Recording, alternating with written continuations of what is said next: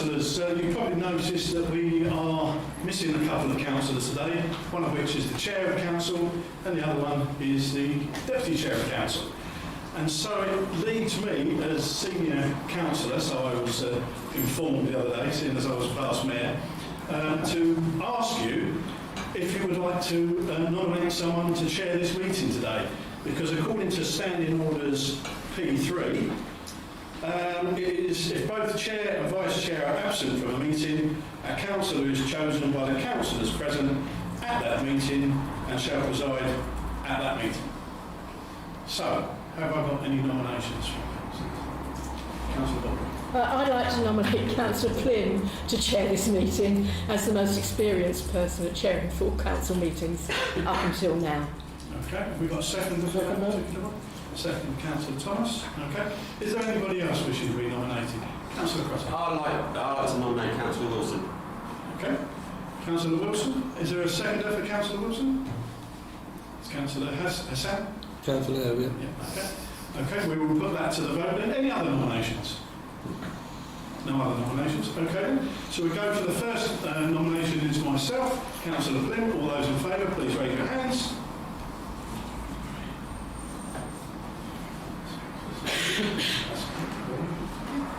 Anybody against?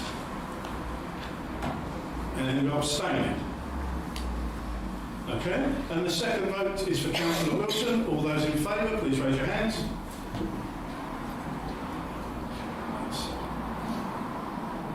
Anybody against? Any abstained? Therefore, 8 to 7, I declare that I am chairing this meeting. Councillor Flynn, thank you very much. Take the coat off and take the chair.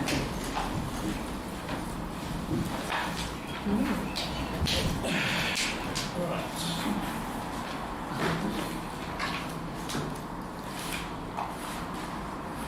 Okay, first item on the agenda is public participation. Have we got members of the public wishing to speak on this section, please? 1, 2, 3, 4, 5. Thank you very much. I will go from the right-hand side to the left-hand side. If you can, stand if possible and state your name and if any organisation you're representing. I'm Spencer and I live in St Stephen's Ward. All I want to say really is just like to thank Councillor Baldry for opposing the motion opposing capital by. And I wondered if all other councillors be doing the same. That's all I want to ask really, you know, like maybe a show hand them up, you know, like we did the other week down at college, you know, like see who's against it. And That will be when we come to the actual motion itself. okay. Okay, moving across. Oh, hello. My name's Sylvia Spencer. I live in St Ward. My main worry is, if this bill goes through, is the amount of people that are going to be there using our bus service. There is only one bus that goes through, which is 99. So if 400 want to go to Eastbourne, 400 want to go to Bexhill and 400 want to go to Hastings, how are we driving that live there going to get on a bus? For shopping, I like to go and see my sister-in-law who's in Hastings. And also I like to go to Custom Cafe occasionally. For a meal with, friends, because I'm a widow, you've got many good friends out there. And we sometimes go down there. Well, going down might not be too bad, but coming back, how are we going to get back? And there's one every 20 minutes, and on Sundays there's only one an hour. So, if you could look into that, please. Thank you very much. Thank you very much. Next person. Hi, I'm Sheila Jacklin. I represent the No to North Eye campaign and I support Vince Spencer's motion, as it were. Or I'd like to know how many of you here are on board with No to North Eye and whether, again, I'm going to remind you we have our lovely summer stroll this Saturday starting at the Little Common roundabout, coming into Bexhill, where we'll have a little bit of a party and I recommend that please do join us. Okay. Thank you very much. Thank you. And the next person, please. Change of subject. My name's Kate, I'm from Bexhill Carnival. You'll note on your agenda that we've made a grant application to you guys. So I thought we'd come today and just represent the Carnival and just give you a bit of information. I know a lot of you have been involved with the Carnival over the years, but just be nice to sort of give you an update on where we are. So obviously the Carnival's a really long-standing event in Bexhill. It was been running since 1937, had a little bit of a stopgap over the war, but from 1950 it's really been running, you know, every year in some shape or form. It's evolved, it's gone from just a procession to a whole week of events that we put on for the community alongside raising money for local charities. We're a small committee, 10 volunteers. We plan all through the year for Carnival Week. We offer a variety of events that try to appeal to all ages. We've got the dog show, community hymn singing, party in the park, which again is a real family event. It's not just sort of for a certain age group, it covers all ages. We have the fair down there for the young children and the adults that like the fair. And then obviously Procession Day itself comes right from Turkey Road from Sidley all the way through sort of Holliers Hill, Old Town, down into the town. So we can't get everybody because, you know, we've got to look at the route, but we try and cover as much of Bexhill as we can. We put all these events on for free. People don't have to pay to come to party in the park. They don't have to pay to be in the procession. We cover the insurance for people in the procession. So we try and make this as inclusive as possible. In the current climate, costs are tight. We want to make sure families can come out and enjoy themselves and have different events to come to during the summer when it's summer holidays. We also do raise money for charity. The last street collection that we did on Procession Day, we donated over £2,300 to Warming Up Homeless, a local charity, you know, really deserving, and we were so pleased to be able to donate that much money because, you know, that's what it's all about. COVID, its aftermath, plus the cost of living crisis has been challenging for everyone. Local businesses particularly, people that maybe had that extra money to sponsor the Carnival in the past have found it difficult to continue to do that. We found it harder to get sponsors from local businesses. Costs from suppliers have risen, the cost of first aid this year has gone up, the cost of the security that we have to have for the council, you know, for our risk assessment plan, we have to have all those things. The stage hire for Party in the Park, all those things, the costs have gone up this year. Alongside that, for many years, we had a service level agreement with Rother that we could use the pole ground for free for that week. So they came it to us on the Sunday, we had it right through to the following Sunday, free of charge. This year, unfortunately, they've said that they can't continue to do that, and they're charging us £327 a day to put on the Carnival on top of the cost that we already have. So that's had a massive impact on our finances and our budgeting for this year. They've also asked us to pay a deposit, a security deposit, to make sure that we don't cause any damage. Obviously we wouldn't, as far as we could, but things happen, the fair could pull off on a rainy day, they might churn up the grass or whatever, we could also lose that deposit. So we've got to have that money to hand over to them. We've received some really generous donations. When this first came out, people were really up in arms. We did a GoFundMe. The public have been amazing, and this tells us that people really want the Carnival to continue. We applied to Rother for a grant, for their community grant. Unfortunately, because we're an existing event rather than a new event, we weren't eligible, so that was declined. With rising costs and the huge impact of having to pay for the use of Pole Grove, and offering the security deposit, we're reaching out to you guys in the Town Council to ask for some help to shore up the cost for this year, but also to future-proof for years to come, so that we have some money in our reserves to put those deposits down and to make those payments for next year, and hopefully that will mean that we can then work towards raising that money for next year to put on as good an event as we have in previous years. We feel the Carnival is a real community event. It offers free events to the public, raises funds for local charities, and feel like this is exactly the type of event the Town Council are getting behind, and we really appreciate the support we've had so far. So we really hope that you'll consider our application of the grant favourably. Thank you very much. Thank you.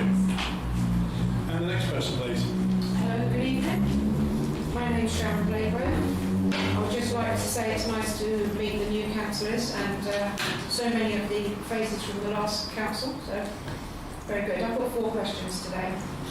My first question is, who agreed the cleaning contract at £760 per month to clean the offices that are open for 12 hours a week?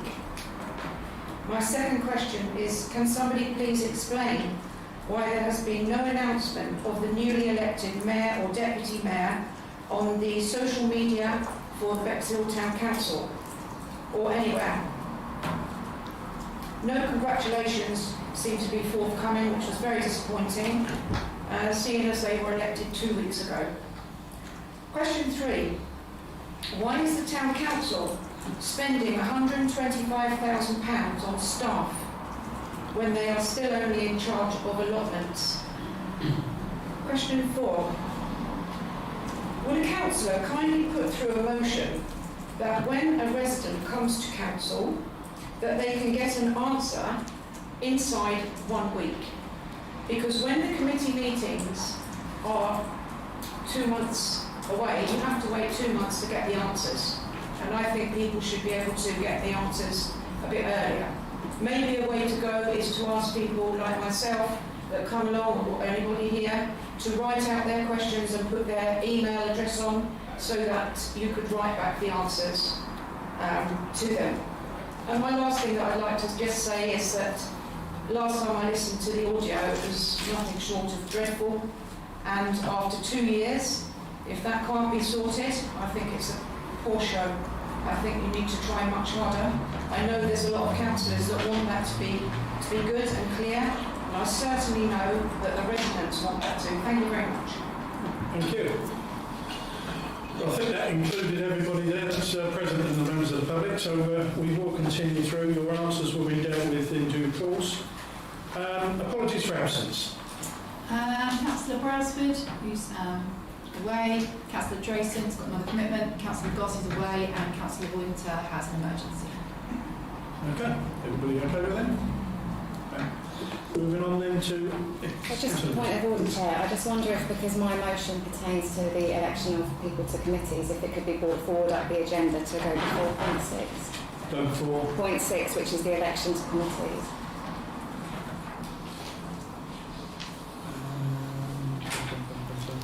Yeah, I can see why you would want that. Yeah.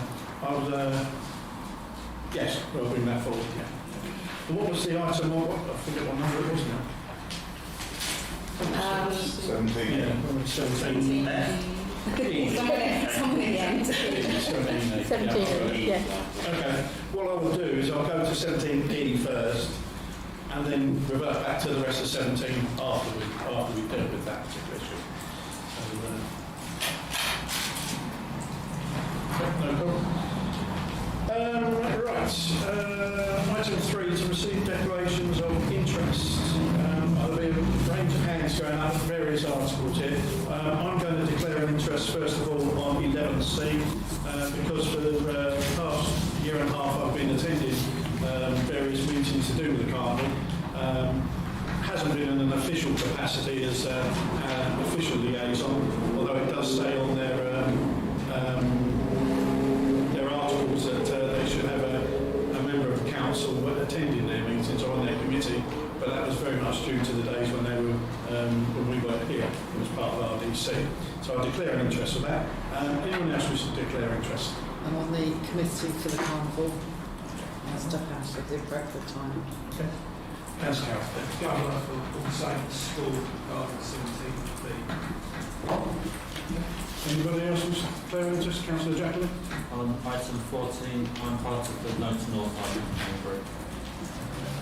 Councillor Crotty, else who picked hand up? No? Oh no. Councillor Pearson. Just on the item with Ukraine having hosted a Ukrainian refugee last year and still being in touch with her, so it's an opportunity. Okay. Anybody else before we move on? Okay then. Move on to item 4, Chairman's announcements. I've had no Chairman's announcements. I don't know if there were any to... Okay, so item 5, minutes. To approve the minutes on Wednesday the 24th of May. Have I got your authority to sign them off as a correct account of that meeting? All those in favour? So Councillor Wilson. There's something missing off it. I was an attendee, I'm not listed as an attendee.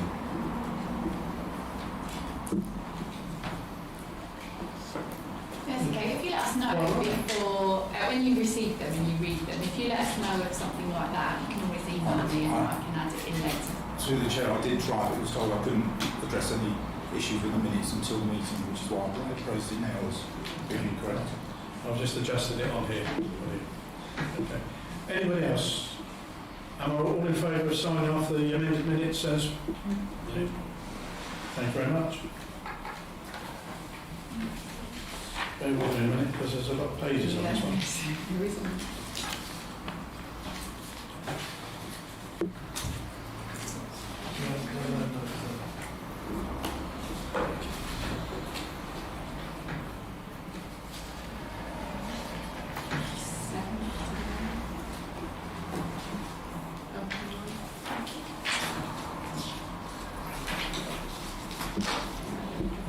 Thank you very much. Right, now I go to the amended item on the agenda, 17E. Councillor Gibson. Yeah, thank you, Chair. I brought this motion to Council after being contacted by residents following the recent local elections. For clarity, it's been both male and female residents who've approached me, and not just from my ward, who are concerned about the lack of female representation and also diversity in our current governance, not just at Town Council but at RDC and county levels. So I've gone away and done a bit of research into this. I'd just quickly share with you. Obviously here we have around 1 in 3 women in the seats. At RDC around 1 in 3 of the councillors are women, and at East Sussex County Council only around 1 in 4 councillors are women. Now there are 40 seats currently held by councillors that are directly in Bexhill across those 3 councils, and of those 40 seats only 9 of them are women. And that's actually a fall from the last election. RDC lost quite a lot of female councillors this year who were based in Bexhill, and that's giving people that I'm speaking to cause for concern. I think we know that the lack of female representation in politics is a countrywide problem. The 2022 Local Government Association Councillor Census found that in England 59% of councils were male and 41% were female. I think it's really important to acknowledge that other groups are not well represented in local politics.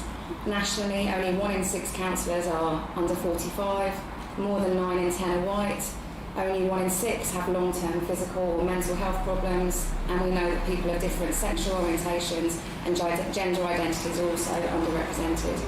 So I think it's clear that we need to encourage diversity right across the board, and what I'm proposing would be the first step of a long road. But by starting now, we send a message that this council is aware of the representation issues within local government and is ready to take a progressive stand to address it.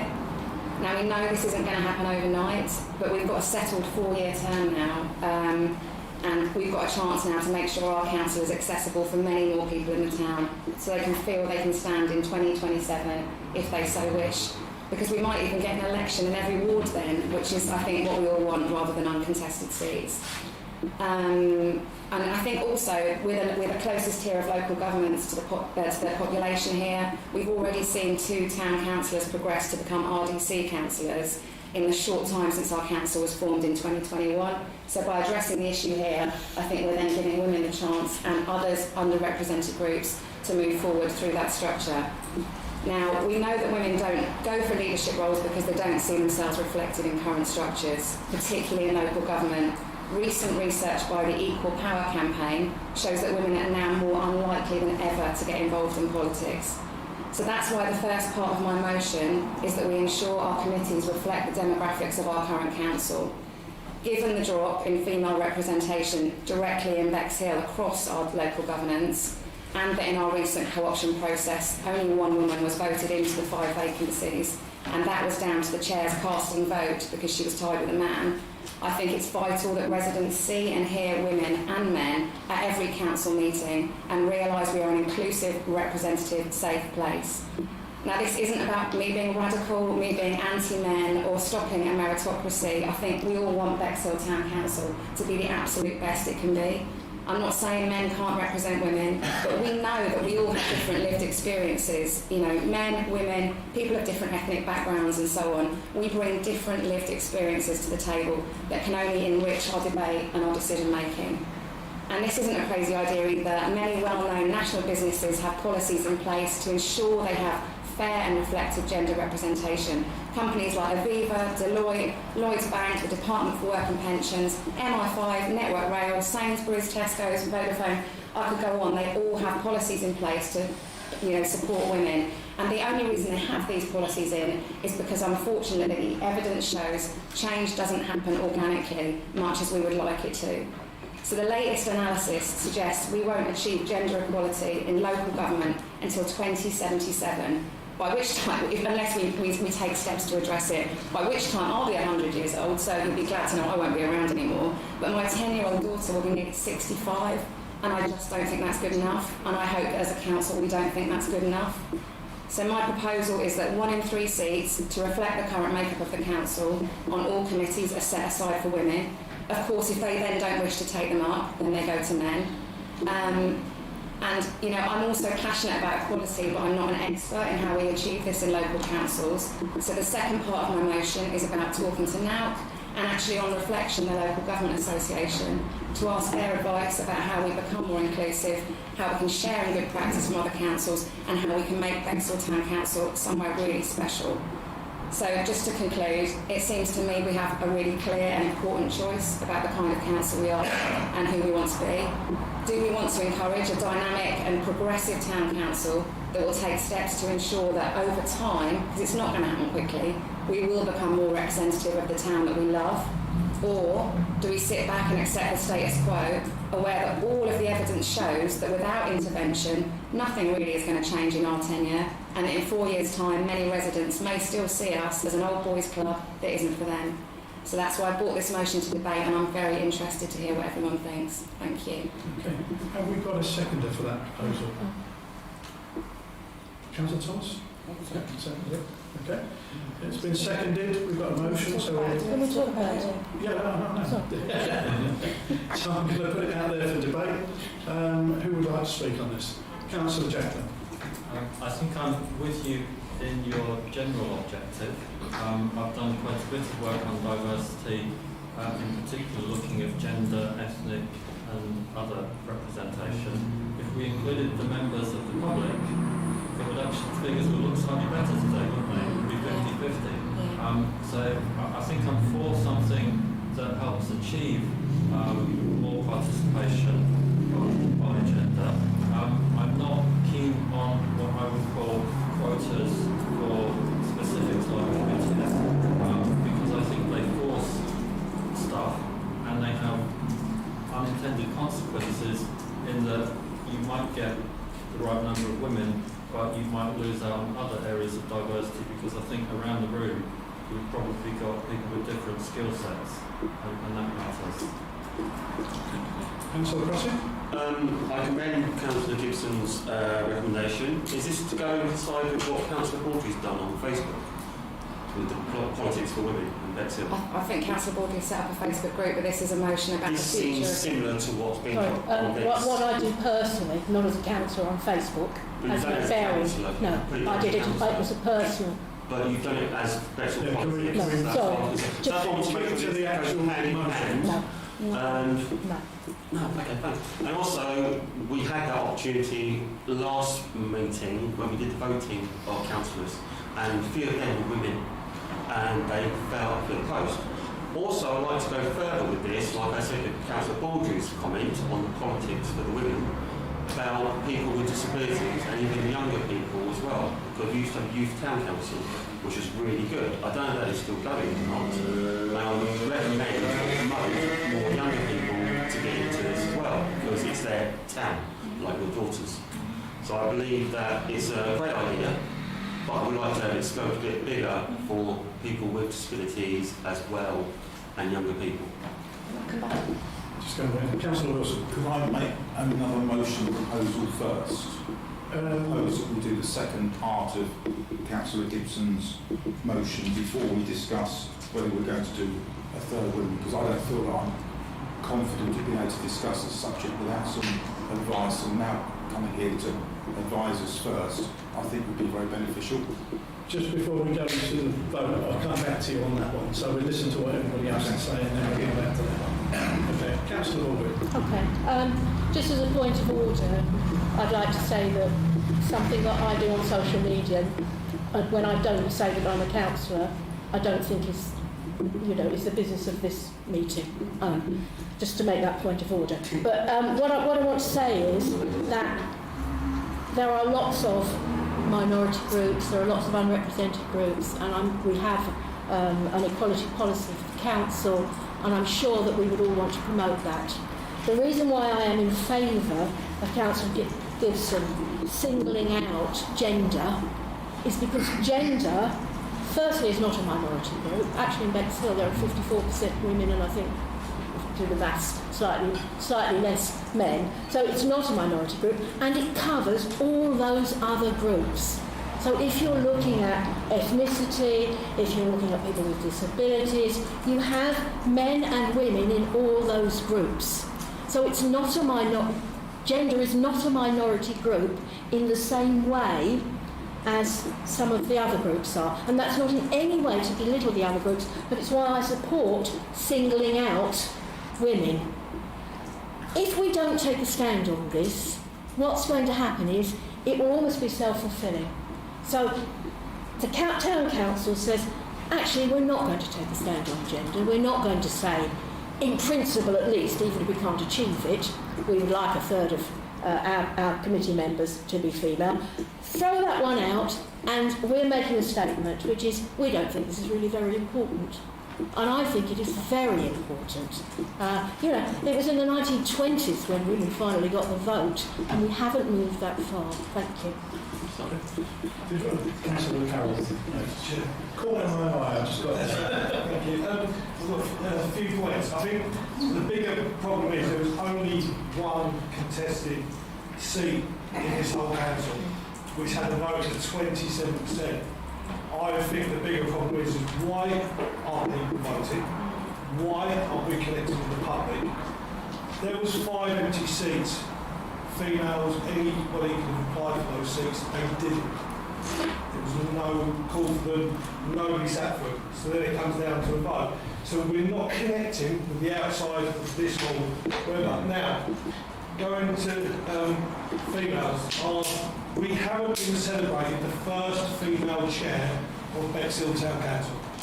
The most important person to be here. We haven't celebrated that. Our clerk is female. The staff, the majority female. I think we have one male member of staff in there. So I think to say it's all one way, I think is wrong. I get what you're saying, but I think we need to engage with the public first and find out why is no one voting and why is no one wants to stand. I do take offence to Old Boys Club. That was a quote from a resident. That was a quote from you to me. I was being happy to a resident. Yeah, you can say it. Apologies. Thank you. Going on the table. I just want to add, I don't feel comfortable with setting a percentage for each committee, regardless, because if we get to 4 years' time and 2 females get elected, that then means that they will have to sit on every committee, or if someone leaves, now we have to fill it. At the minute we've got finance with a third, climate with a third, community is just under a third, and the other 2 are quite under. 1 on planning and 2 on asset transfer. So I don't think I can support that we set an amount for each committee, but I would fully support the council doing something at the next election. And before that, more females and women getting involved in local politics. Has someone else had their hand up? Councillor Jackson? I've just looked at my notes from the previous committee meeting. I think there were 4 females and 11 males who put themselves forward. So clearly we do need to do something to encourage more females. And I like to say, and out of that, there's only 1 young person. So that's why I recommend that it's the board's open for younger people as well. Is there still youth council? No, there isn't. No, it's gone. No. I'm just going to go to Councillor Gibson and then I'll come back to you and then we'll take up your particular point. Yeah, if I could just have a right to reply on just those 2 points. Firstly, Councillor Carroll, I'm sorry, I didn't mean to cause offence there. I should have been clear about what I was doing there. I absolutely agree with Councillor Crotty. There is so much work to do on all elements of equality, but we've got to start somewhere. And we've got 4 years, and I think those of us who've been on the council for the last 2 years have seen how long it can take to get things done. We've got 4 years. I thought we need to get the ball rolling. And all the evidence shows that by advancing one underrepresented group, you bring other groups with them because they see different faces at different meetings and they realise it's a place for them as well. With regard to Councillor Carroll's comments, it's really disappointing the turnout is so low. But it's not just our council that's not getting people to stand. You know, RDC lost 5 women from Bexhill, 5 or 6 women at the last election who were all replaced by men. Something is happening, a trend is happening in politics, which we're seeing women drop out, and that really, really concerns me and the people that I represent. And with regard to Councillor Rustam's comment that if we only have 2 women at the next councillors, I think that's going to be really, really sad. But also if we do, my motion is that we set those seats there, and if women don't take them, then they don't take them, then men take them. But if we don't make a space for women in this council, I worry where we're going. Councillor Wilson. I still feel, thank you, Mr. Chair, I still feel I'm not qualified to really speak, but I'd just like to say a few things. I think it's a very difficult subject when you end up with so many different groups of different ethnicities, genders, etc. I personally treat everyone exactly the same. I don't care where they come from, what they look like, what sex they are or anything. Everyone should be treated exactly the same. And if you shoehorn people, you'll end up with creating a group for a 62-year-old white English person, which I could then join. And that's where I really struggle. I think we really have to... Now I'm a town councillor, I can see things slightly differently, but the engagement that the town council has had with the residents, some things have been tried, but I haven't actually really seen that much engagement, and I think we've all got to try even harder and listen to a member of the public this evening to try and find ways of getting answers that members of the public have when they come to meetings. Is one way of engaging. We should be available more, not just Tuesday to Thursday in the hub in Western Road. We should be walking around the streets wearing hats and going, well, come on, this is what we're doing. But we're going to keep a lookout for you. But seriously, we have to change the way things have been done, and everybody should have known. If they didn't, I'm surprised. The first 2 years was about setting up the council and the administration of it. Those that didn't realise that were probably a little bit naive. We now need to move on at pace, because it is not acceptable to have five seats in wards that didn't have people that were prepared to stand. And I battled for 2 years to try and encourage people to get involved in the town council. And it's hard work, because a lot of people in the town council believe that the town council is a £600,000 a year waste of money, and we sit in a room and chat about things. Because actually at the moment, nothing's happened. It's just the town council in a hub in Western Road. We have to change that to get more people. And I completely agree with what Councillor Carroll says. It's appalling that 26 or 27% voting in the one vote. It's not specific to Bexhill Town Council. There were only 3 parishes out of 37 parishes in Rother, and the same happened in Wildon. There were only 3 that had votes in the whole of Wildon. People are disengaged with the 4th tier of governance in this country. And you can't necessarily say it's women generally that are being excluded, because lots of people aren't engaged. If you take the Prime Minister level, 50% of the last 4 Prime Ministers have been women. So at that level, so at this level, 4th level, there is no reason why they can't. And that's why I think we should, before we make any decisions over the committees, if there is this group within now, get them here and present us to us, shut the standing walls down, open the floor and get them to talk to us. Okay. Is that your proposal to amend this particular motion? Yes, before we have a vote on that. Because I'm not necessarily opposed to a third, although that does cause some other issues. But I think we should get more advice from people who are qualified and experienced now. Just make sure the clerk has got that. Is there a seconder for that particular motion to amend? A seconder for that. Anyone else wish to talk on that particular motion to amend? Could we just have the wording of the motion before we vote? Thank you. So I've got an amendment we've raised to invite now to a council meeting to suspend standing orders and allow them to address the council. Okay. Councillor Gibson. Can I just propose an amendment that, because on reflection, I think that the Local Government Association may also have some good advice for us as well. So perhaps if we said now, If anyone's got any other maybe East Sussex have some good practice to share. It would, let's get some advice before we make a knee-jerk from the get. So it now reads. To invite NOWC and the Local Government Association to a future council meeting. Standing orders to be Could be now or the LGA, because either of them I think would be good. No, I've got and. You want all? And slash all? Yeah. And slash all. Okay, we'll put that amendment to the vote then. All those in favour, please raise your hands.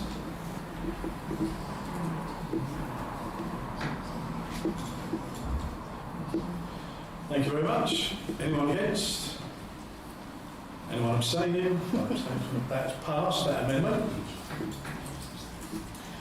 I don't think it actually conflicts with 17E though, because it just says that's what we should be doing. So I will take advice whether it does conflict with these. It's up to you. You've changed the motion now, so it's up to you how you want to. Yeah. So, it's up to you as the chair to vote. So you divide. So what I think you've done is you've divided this motion into two, but then you've accepted an amendment to the motion. So you've still got the full motion on the table, but you've got an amendment that's been approved already. Yeah. Yeah. So that's what I think you're telling me you've done. Yeah. So now you need to go to the original motion was actually voted on and passed and seconded, which is that the committees are made up of at least a third women, and there's this council approach now was already part of it. So. Yeah. That's my understanding. Councillor Wilson. Should we not withdraw the first part of Councillor Gibson's until we've had the second motion, so we're more educated to make a decision on the first motion? I would probably It's say one motion, right? It's Yeah. one motion. One So motion. Councillor Gibson has put forward one motion, which is the committees are made, in summary, I think this is what you're saying, correct me if I'm wrong, that the committees are made up of 1/3 women, and this council approaches now to come and talk to the council about gender representation. So what's happened is an amendment has been put forward and passed that we're going to invite now and or the Local Government Association to a future council meeting. So now you go back to the original motion, which is about the third and approaching now. Yeah, so on that basis, I'm prepared to turn around and say that 17E has fallen as a result of that going forward. You And then, voted for 17. yeah, we go for 17. Can I ask for a recorded vote as well? Yeah. Mr. Chairman, could we not be voting on the amendment before the motion? We've voted on the amendment. Done that. The amendment is what we've just discussed. Yeah. That's what we just discussed. Councillor Jacklin. Would it be helpful to put forward a motion for the next meeting, which is that the council would like to encourage more women to participate in council business? I will put that through as a question towards the end. Yeah, that would be a good one. Let's go back to the. I'll wait for the clerk to resume. Before you vote on the motion. You have to vote on the amendment before you vote on the motion. And that's what we've done. We've voted on the amendment. That's the amendment. Okay? Yeah. Sorry. Just make sure you get it out right. Right. So recorded vote for the original motion. Is that what we are? Recorded vote on the original motion. Then, yeah, we will go to 17E. All those on Councillor Wilson. If the original motion fails, does that mean that the same subject can't be raised again under a motion for 6 months? No, because we've just passed it to say that we're going to get advice from Malcolm. Right. I just don't want that to fall and not come back if that is what happens. Just about going to 17E then. All those in favour, please raise your hands. Can we read out the names? And it's a recorded vote, so I understand. Councillor Norris. Councillor Hampton. Is that a hand up or Just right. I wasn't too sure. Councillor Thomas, Councillor Baldwin, and Councillor Wilson. Okay. All those against, please raise your hands. Councillor Gibson, Ruston, Councillor Eden, Councillor Wilson, and Councillor Hansford. And anyone abstaining? Councillor Jackson.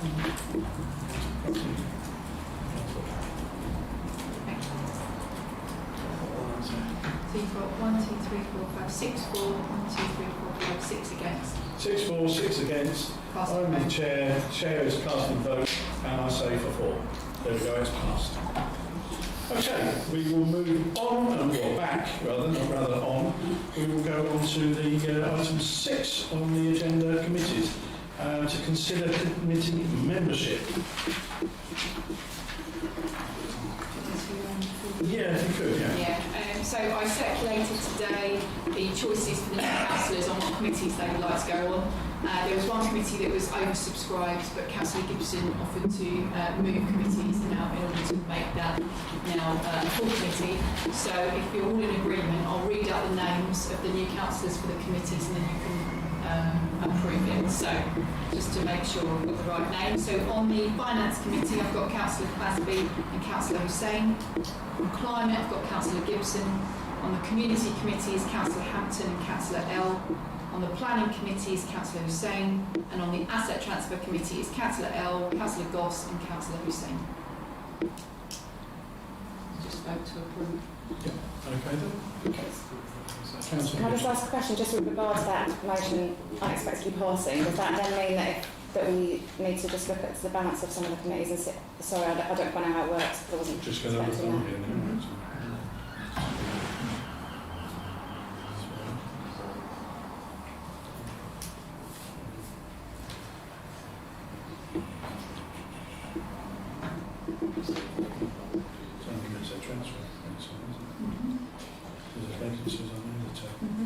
Right, from what I can gather on here then, finance and general purposes, there are 3 females on that committee.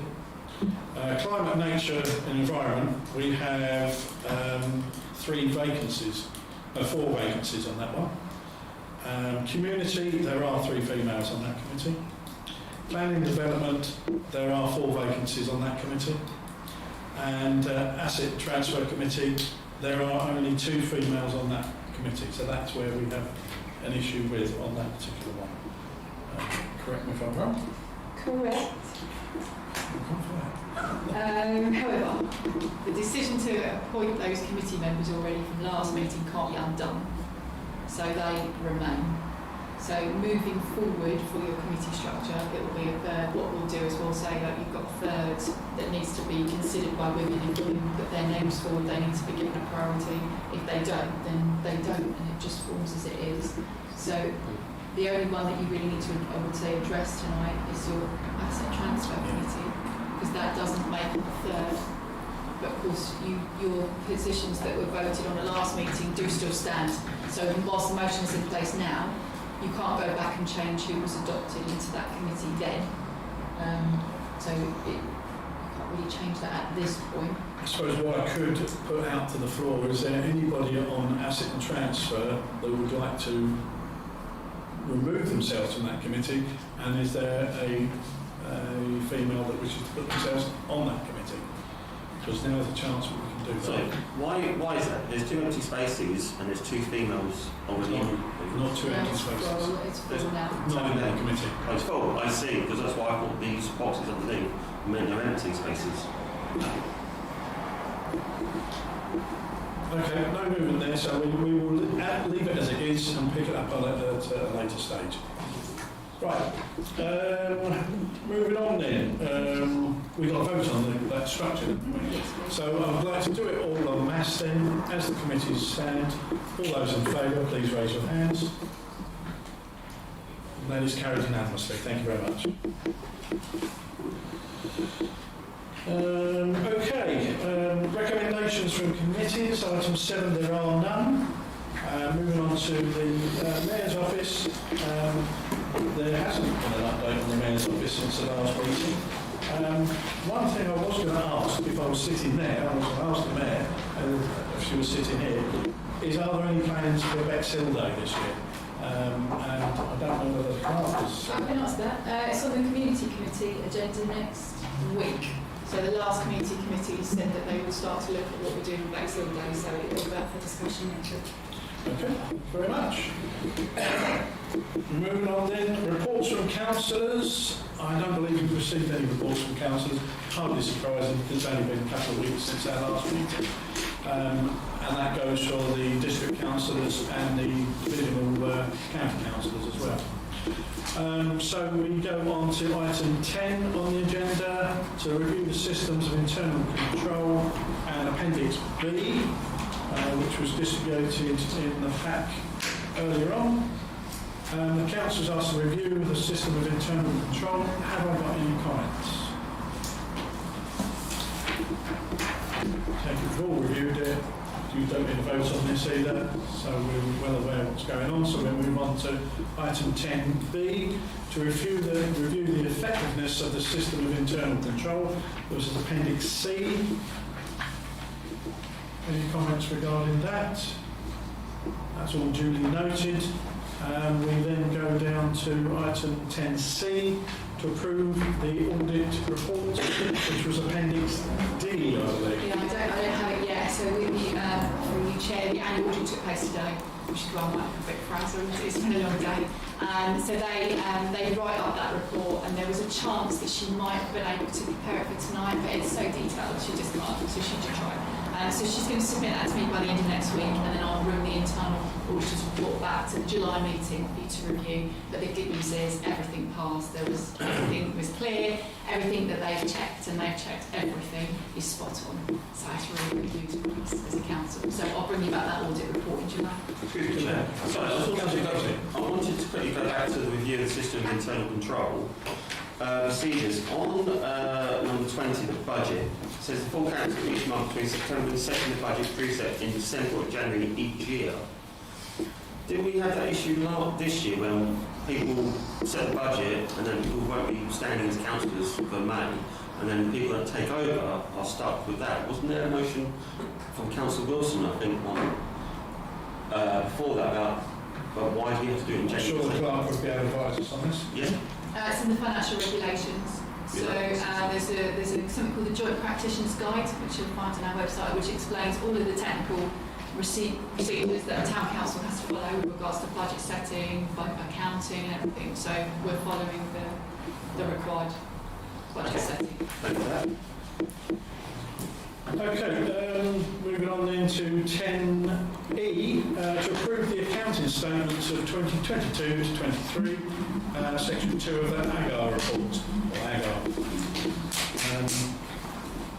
Clerk wish to say? Yeah, because I appreciate there's lots of new councillors here that have not done this before, and probably don't remember if you did do this last year because it's going to be a blur by now. So what we have to do is, in order to the AGAR is the Annual Governance and Accountability Return. So it's a document that we send for external audit. So we have two parts to our audit. One is the internal audit, which isn't a person that works for us, it's still an independent person that comes in and checks all of our finances, governance and procedures, and they sample all of our work, make sure that we're following the right laws and the right procedures.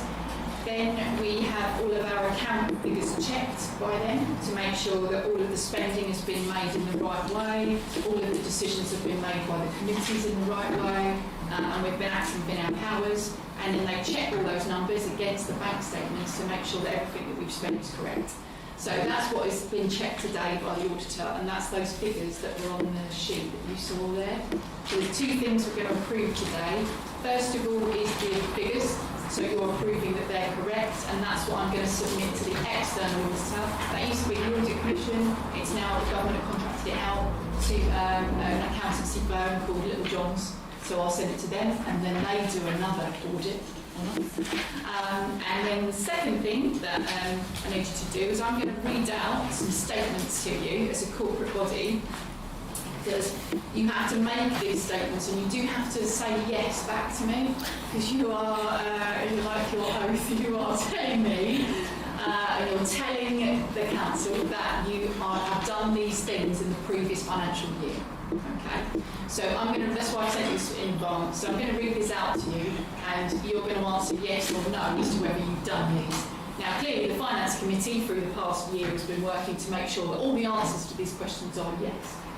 And the internal auditor has checked all of our accounts and all of our governance, and the answers are yes. So I'm going to read you this out, and then you're going to answer yes to me that we've done it, unless you really object and we can have a discussion. So if you're all right with me, Chair, I'll start reading them out. You ready? Okay, so number one, we put in place arrangements for effective financial management during the year and the preparation of the accounting statements. Yes. We maintained an adequate system of internal control, including measures designed to prevent and detect fraud and corruption and review its effectiveness. Yes. We took all reasonable steps to assure ourselves that there are no matters of actual or potential non-compliance with laws, regulations and proper practices that would have a significant financial effect on the ability of this authority to conduct its business or manage its finances. Yes. We provided proper opportunity during the year for the exercise of electors' rights in accordance with the requirements of the accounts and audit regulations. Yes. We carried out an assessment of the risks facing this authority and took appropriate steps to manage those risks, including the introduction of internal controls and or external insurance cover where required. Yes. We maintained throughout the year an adequate and effective system of internal audit of the accounting records and control systems. Yes. We took appropriate action on all matters raised in reports from internal and external audit. Yes. And lastly, we considered whether any litigation liabilities or commitments, events or transactions occurring either during or after the year end have a financial impact on this authority and where appropriate have included them in the accounting statements. Yes. Okay, number 9 is not applicable to us because we're not a trust. We don't have a trust. So I just need to have the chairman meeting sign that. You are done. Is that when you're married? Right, so definitely all signing the chairman today. Martin Weston. We'll sign the figures. There, chairman. Lovely, that's it. Thank you. So to explain what happens next. That's all done. Governance and administration. Right, moving on to item 11, governance and administration. We've done 10 Mr. Chair. 10E, that's what we've just done just now. So that was section 2. Okay, can I ask a question about that that? one there. Who is Andy Bean's RFO? Yes, I agree, Chair. The Finance Committee decided to contract out the finance input for the council when we realised we didn't have the capacity to do it in-house. So we advertised for a finance inputter, no response. Mulberry Accountants, who's our internal auditor, offered those services, so I brought that back to the Finance Committee and they agreed for Andy, who's works for Mulberry Accountants, to do the finance input. So now, although Mulberry Accountants still audit us, they give us a different person now to audit our accounts because he's preparing the accounts, he's not the RFO.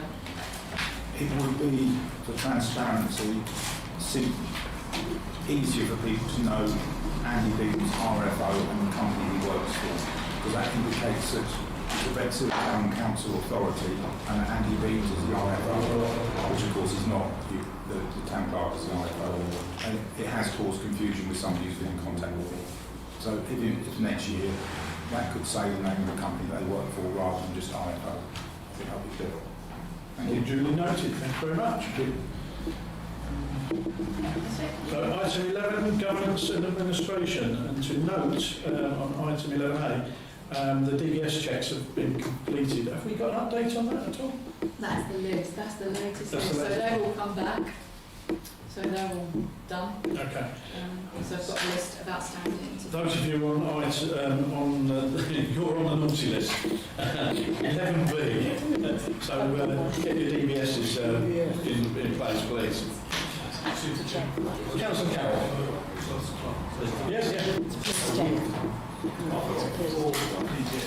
No, because the council agreed to do it, we have to do it. I know. No, I'm sorry. This has got transfer. Yeah, we've got to do it from scratch. Chair? Okay. Councillor Jackal. You just said get your DBS checks in place. Do we actually have to do anything? So I'm not aware that we do. Yes, if you contact the clerk, she will pass on the details of how you go through the process of the DBS. I found it remarkably quick going through the DBS through the council system than other organisations. They seem to have a fast track, and it was done in a matter of a week or two, whereas other organisations on their DBS checks are taking ages. Councillor Crossing. Was the form in our induction packs? No, there is no form. You have to come in, make an appointment, and we have to enter your details onto our system. Okay. Okay, we move on to 11C, to consider the Carnival Committee grant application, all contained in Appendix G. I will carry on with the chairing of this, but when it comes to the vote, I will ask someone to chair for the vote, if that's okay with everybody. So, who wishes to speak? I would like to speak. Councillor Crossing. It's a shame I can't ask Kate a direct question because there's some kind of discrepancies in the report. Because Kate said there was 10, but in the report said there was 9 committee members, and it'd be difficult to have to wait a month to get the answer to find out exactly what the case is, if it's 10 or 9. So, Am I allowed to? We don't normally go through the process of participation with... No, but it's a question I need to ask. But I can see your point there. Yeah. We have one honorary committee member in Whitmarsh who is quite elderly now, and so he is classed as a committee member, but he is not active in the work that we need to set up and work throughout the committee all week. That's one. So he's an honorary committee member. Okay, that's fine. Councillor Jackson. I like the fact under point 11 of the application it says these events are put on for the whole of Bexhill. I find there's quite a lot of diversity and inclusion stuff that isn't very inclusive. It seems to be just for certain groups of people. I do not know whether this application has to be voted for in full or if we can give part of the money. That is for us to decide. Councillor Carroll. I'd just like to say that I've been to a few of the Carnival Committee meetings for the last year, and they tirelessly work hard to get what's done, and it is a thankless task. Regarding your question to inclusion, one night a week, the carnival, the fair, has no music, has no lights, and children and adults with learning disabilities and sensory problems can come and enjoy it like free of charge. And that is the gift that Bexhill gets, and that includes everybody.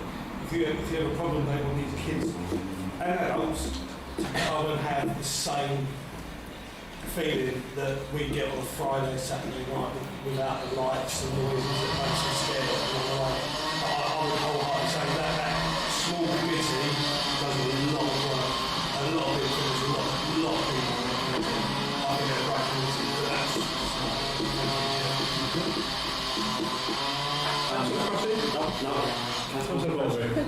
just to say that we're very lucky to have a carnival. It's run completely by volunteers. They work incredibly hard. They often get a little bit of why didn't you do this, why didn't you do that sort of feedback, but they carry on regardless. I think it would be awful if Bexhill lost its carnival. It's a very special part of Bexhill. It's not just central Bexhill. And going back to an earlier point, if there is an activity that's happening somewhere else in Bexhill, there's no reason why that person or that group can't apply for grants. The fact that this is going to Carnival doesn't stop other people applying for grants for other things. I totally support this application. I'm very much in favour of the Carnival. I'd like to thank everybody who works very hard to make it happen. Anybody else? Councillor Crotty. Basically, to agree the funding for this, I would like to be a part of that committee, the Bexhill Carnival, as a member of Bexhill Town Council to see. You're making an amendment to the motion here, and I would think that... No, I was just saying, well, I would suggest you speak to them outside this room and see whether they would like you to be. No, I would like to be part of this. If the money's going to go to the Bexhill Town Carnival, it would be nice to see where it goes. Due to the fact that there is a talk of 1,200, which is a deposit. Or would that be included for the future put together? That's something you're getting into the detail now. You have to speak to the committee. Well, no, it's just things like obviously last year the town council gave £500 plus the mayor yourself gave £500 as well as acting mayor. So what I'm asking is that are they going to ask for £500 from the town, from the mayor as well? We're dealing with one application here, one grant application, and that's all we're dealing with tonight. We're not dealing with any future possibilities. We're dealing with whatever we see on the agenda. Okay. Councillor Wilson. I too think it would be very disappointing if the carnival didn't happen, but I've got a couple of observations which I think maybe the representative of the carnival might want to go away and think about, and down this table might as well. The Council made a decision in February 2022 that they weren't honouring the service level agreements they had in place. So the carnival have had 15 months and they've left it to the very last minute. That disappoints me a little bit. But I'm also slightly astonished that there isn't a charge for parking in the park. When Bexhill 100 have their do on a whole grove, it's £5 for an adult to go in. So perhaps whilst it's very nice to have something for nothing these days, reality is nothing is free these days. So I think maybe the carnival ought to evolve and try and look at other ways to creating some income rather than coming at the last minute, to be fair, to the town council. Maybe these are all points you wish to bring up with the committee and attend one of the committee meetings. I'd love to respond no, I'm afraid we can't. Maybe it's just my observations of it. My third part is, and I find this slightly frustrating with organisations that apply for grants, they do a brilliant job, raise lots of money, and then hand it out to charities who we have also given grants to, potentially. And I find that slightly wrong. It happened with the Bexhill 100 when the town council gave the Bexhill 100 some money, and then one of the four charities was, I believe, Bexhill Heritage, when the town council had already given Bexhill Heritage some money, so they got a double donation. And I don't know how that can be controlled, it probably can't, but I find it slightly worrying that some charities can get double benefits. Councillor Carroll. Just put out, I think if you charge the party in the park, it changes the whole dynamics of the day, and it brings in a whole new level of security, etc. But what I will say is it's not just a Saturday thing. This carnival happens throughout the week. If you get a chance to go down there, go and see it, there's some major events. If you're lucky enough to be invited to go and see the children enjoy it, it'll take your breath away.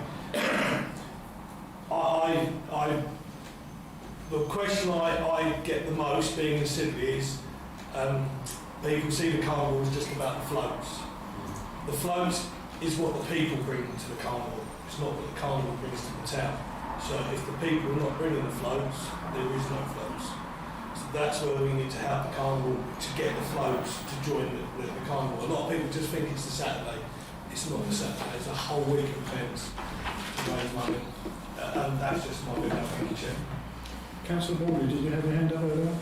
No. Councillor Jacklin. Two quick points. If we give them money, do we get some credit or other ways we can help, like with promotion? And also there's £2,500 of insurance. I'm not questioning it, it just feels really depressing. That's the biggest problem with the carnival. Yeah. Yes. I'm sure that when it comes to some sort of advertising regarding the donation we get, the carnival committee would be duly aware of that, and maybe they were last time on the map. there was the Bexhill Town Council logo was on there, on the map that we gave out to everybody. Councillor Crotty. Thank you, Chairman. This is going to be completely different, but two things that maybe could be amended. One on the application for grant aid for people. I know it's not really, but is it an amendment to? No, it's just say about, like, to help Councillor Wilson about if it's going to donation to any charities, to name the charities they're going to donate to, so we don't get that double bubble type thing. And the second one would be, it's going to go kind of with the clerk on this one about could we use our insurance to cover the carnival? I reply to both of those. One of them is an amendment to the process we've already got, so no doubt that will be brought up in due, not while we're living. Sure, yeah. And secondly, their insurance is most probably in place at this late stage. No, I mean, so next year. Again, that's something to discuss later, not at this particular meeting. We're actually looking at the actual grant that's in front of us and whether we wish to pursue, agree with that grant. If we are exhausted with our comments regarding this, Councillor Gibson? Might as well say something, but just while we've got a representative from the committee here, I'd just like to add my thanks for the hard work that you do and the joy that you bring to our town. And I've been a volunteer at events many times, and I know what goes into it. So thank you. Okay, I will put this to the vote now then. All those in favour of agreeing to the Carnival Committee's grant application, please raise your hands. Thank you very much. Anybody against? Anybody abstaining? One abstention. That is carried. Thank you very much. Thank you. Congratulations. I'm not allowed to talk, but thank you. Okay, moving on the agenda. By the way, you don't have to stay for the whole meeting. Now, this is, sorry, yeah. You don't have to stay for the rest of the meeting. Now.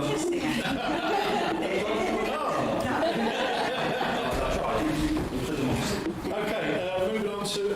actually, I did say I'm terrible. I've striped that off the record.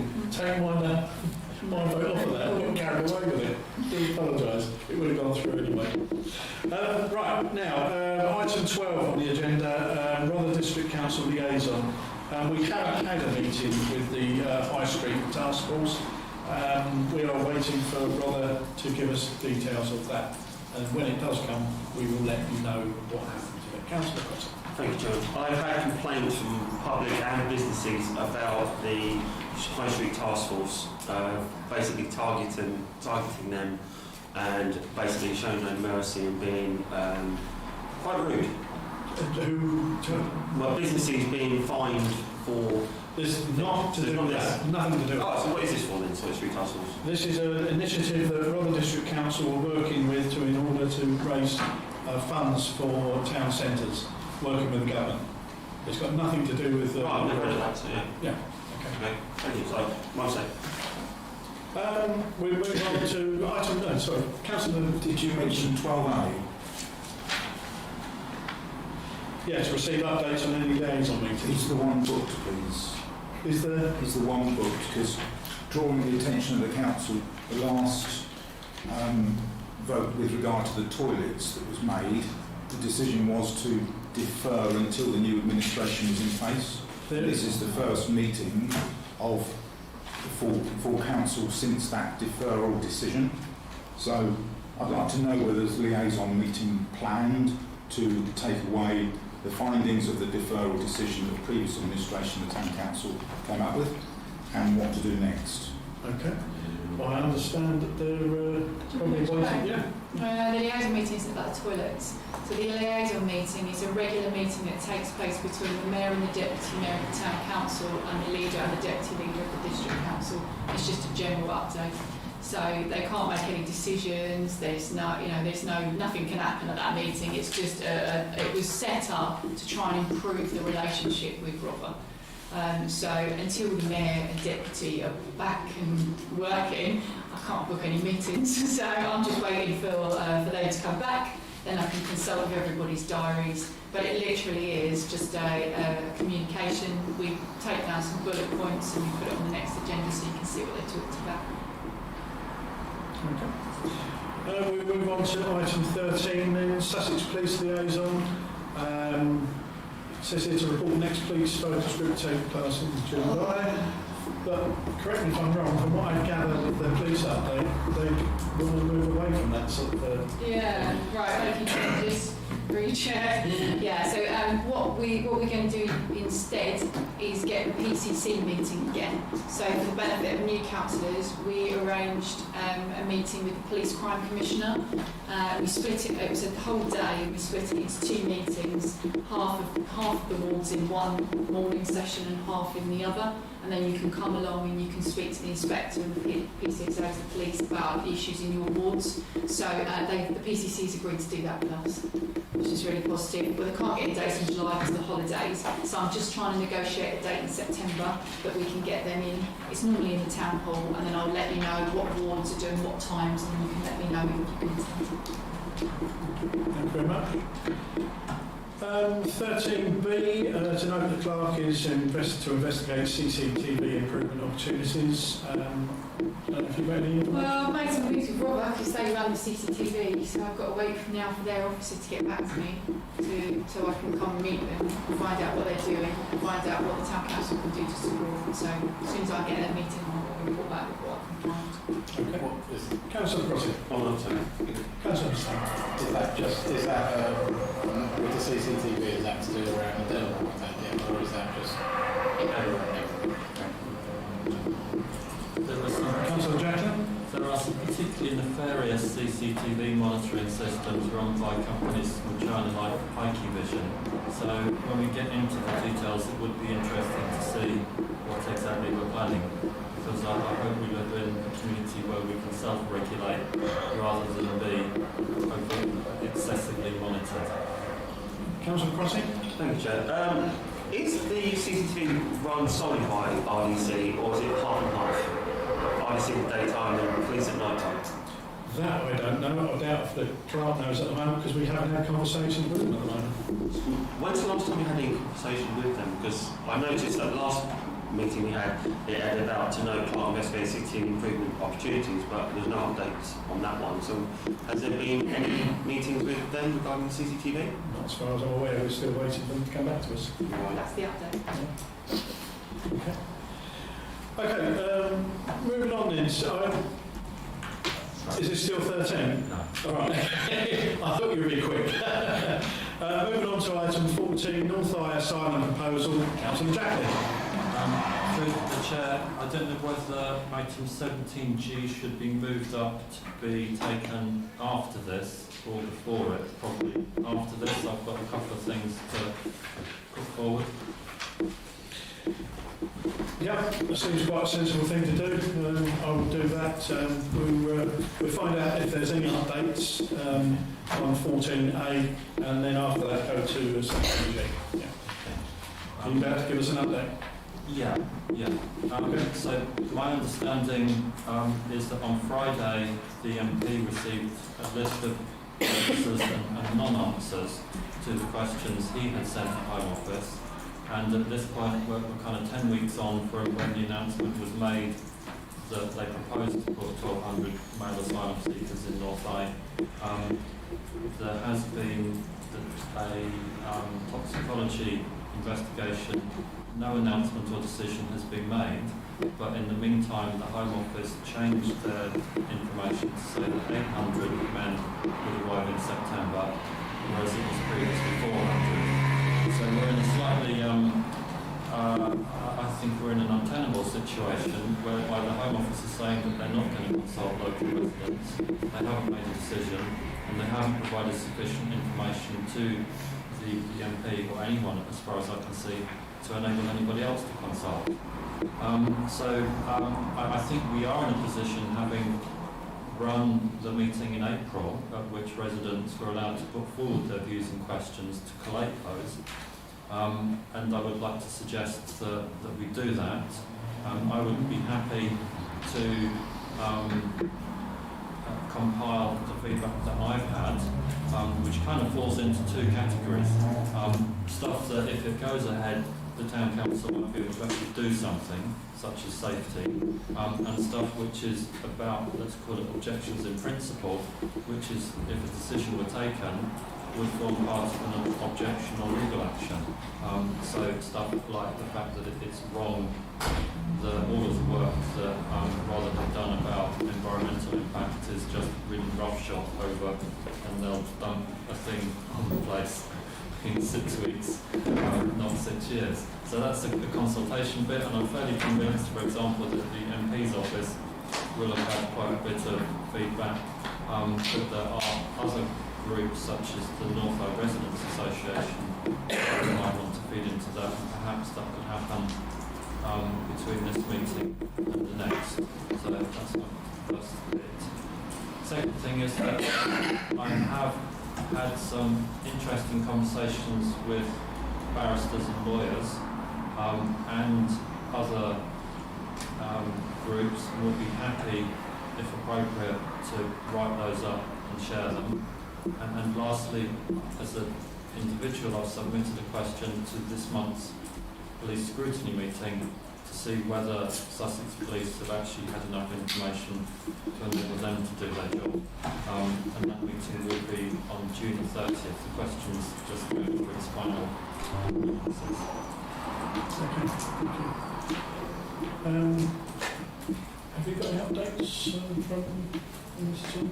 I think those of you that keep a watch on this have seen the information that the local MPs sent out. And I must admit, I was a bit put out by the fact that he states that his absence was explained off. His offer was not taken up, and I am told that the questions that were asked as to why I had to be in Parliament, my explanation was not passed on. I think those of you that were present there, I did say that he was a government minister and he was working in Parliament at the time. I didn't go into details of what he was voting on. He was voting on the immigration bill. I doubt he was crucial to that passing of that bill, but there you go. He took umbrage to the fact that I didn't actually give details of what he was doing, but he's a government minister. He's expected to be in Parliament. Councillor Wilson. Could I add that if Bexhill Town Council do anything with North Eye or Mr Merriam in the future, it's done on a Friday, because anyone who knows him knows he's only around on Friday. He's in London Monday to Thursday. He was given every opportunity to rearrange the meeting. We suggested to him, tell us where you would like the meeting, when you would like the meeting. I'd just like to note that Friday is the end of the day for me. He's fully aware of that. Councillor Carroll. Yeah. Any other information regarding North Eye you want us to say about updates of it? Your points regarding the data that we took from that meeting, it has been passed on to Richard Sunak, it has been passed on to the Home Office, and it has been passed on to the MP.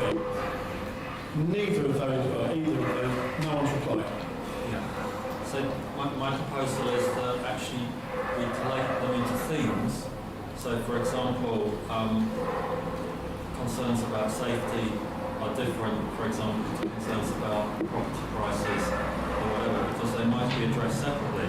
There is something that this group could potentially do about safety, but probably not much that we can do about property prices. And therefore, to identify if it does go ahead, what could we do?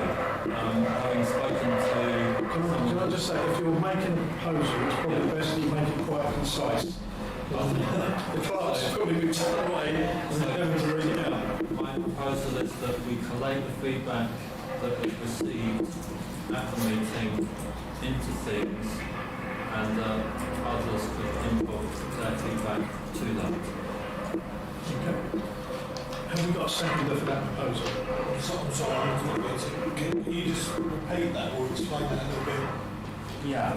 So when you go through it, there were loads of people who said they're worried about the safety of their kids. A couple of people worried about property prices. We can do something about safety of kids.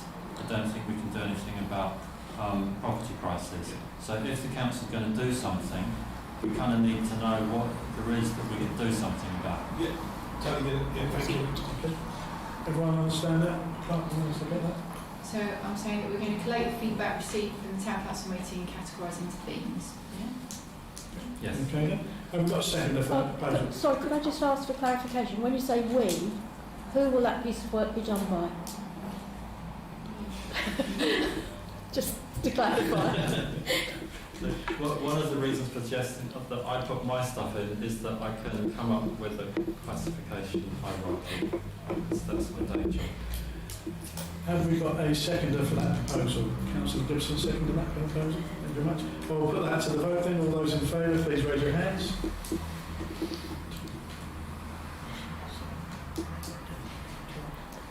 Thank you very much. Anyone against? Anyone abstaining? That's carried. Thank you very much. Okay, so that's the updates. Going through to item 17G now, bring that forward. Councillor Baldry's proposal. And Councillor Baldry. Lovely, thank you very much. Obviously some of you might disagree, but I felt that we made a courageous and correct decision to have our meeting with the public to get their views on North Riding.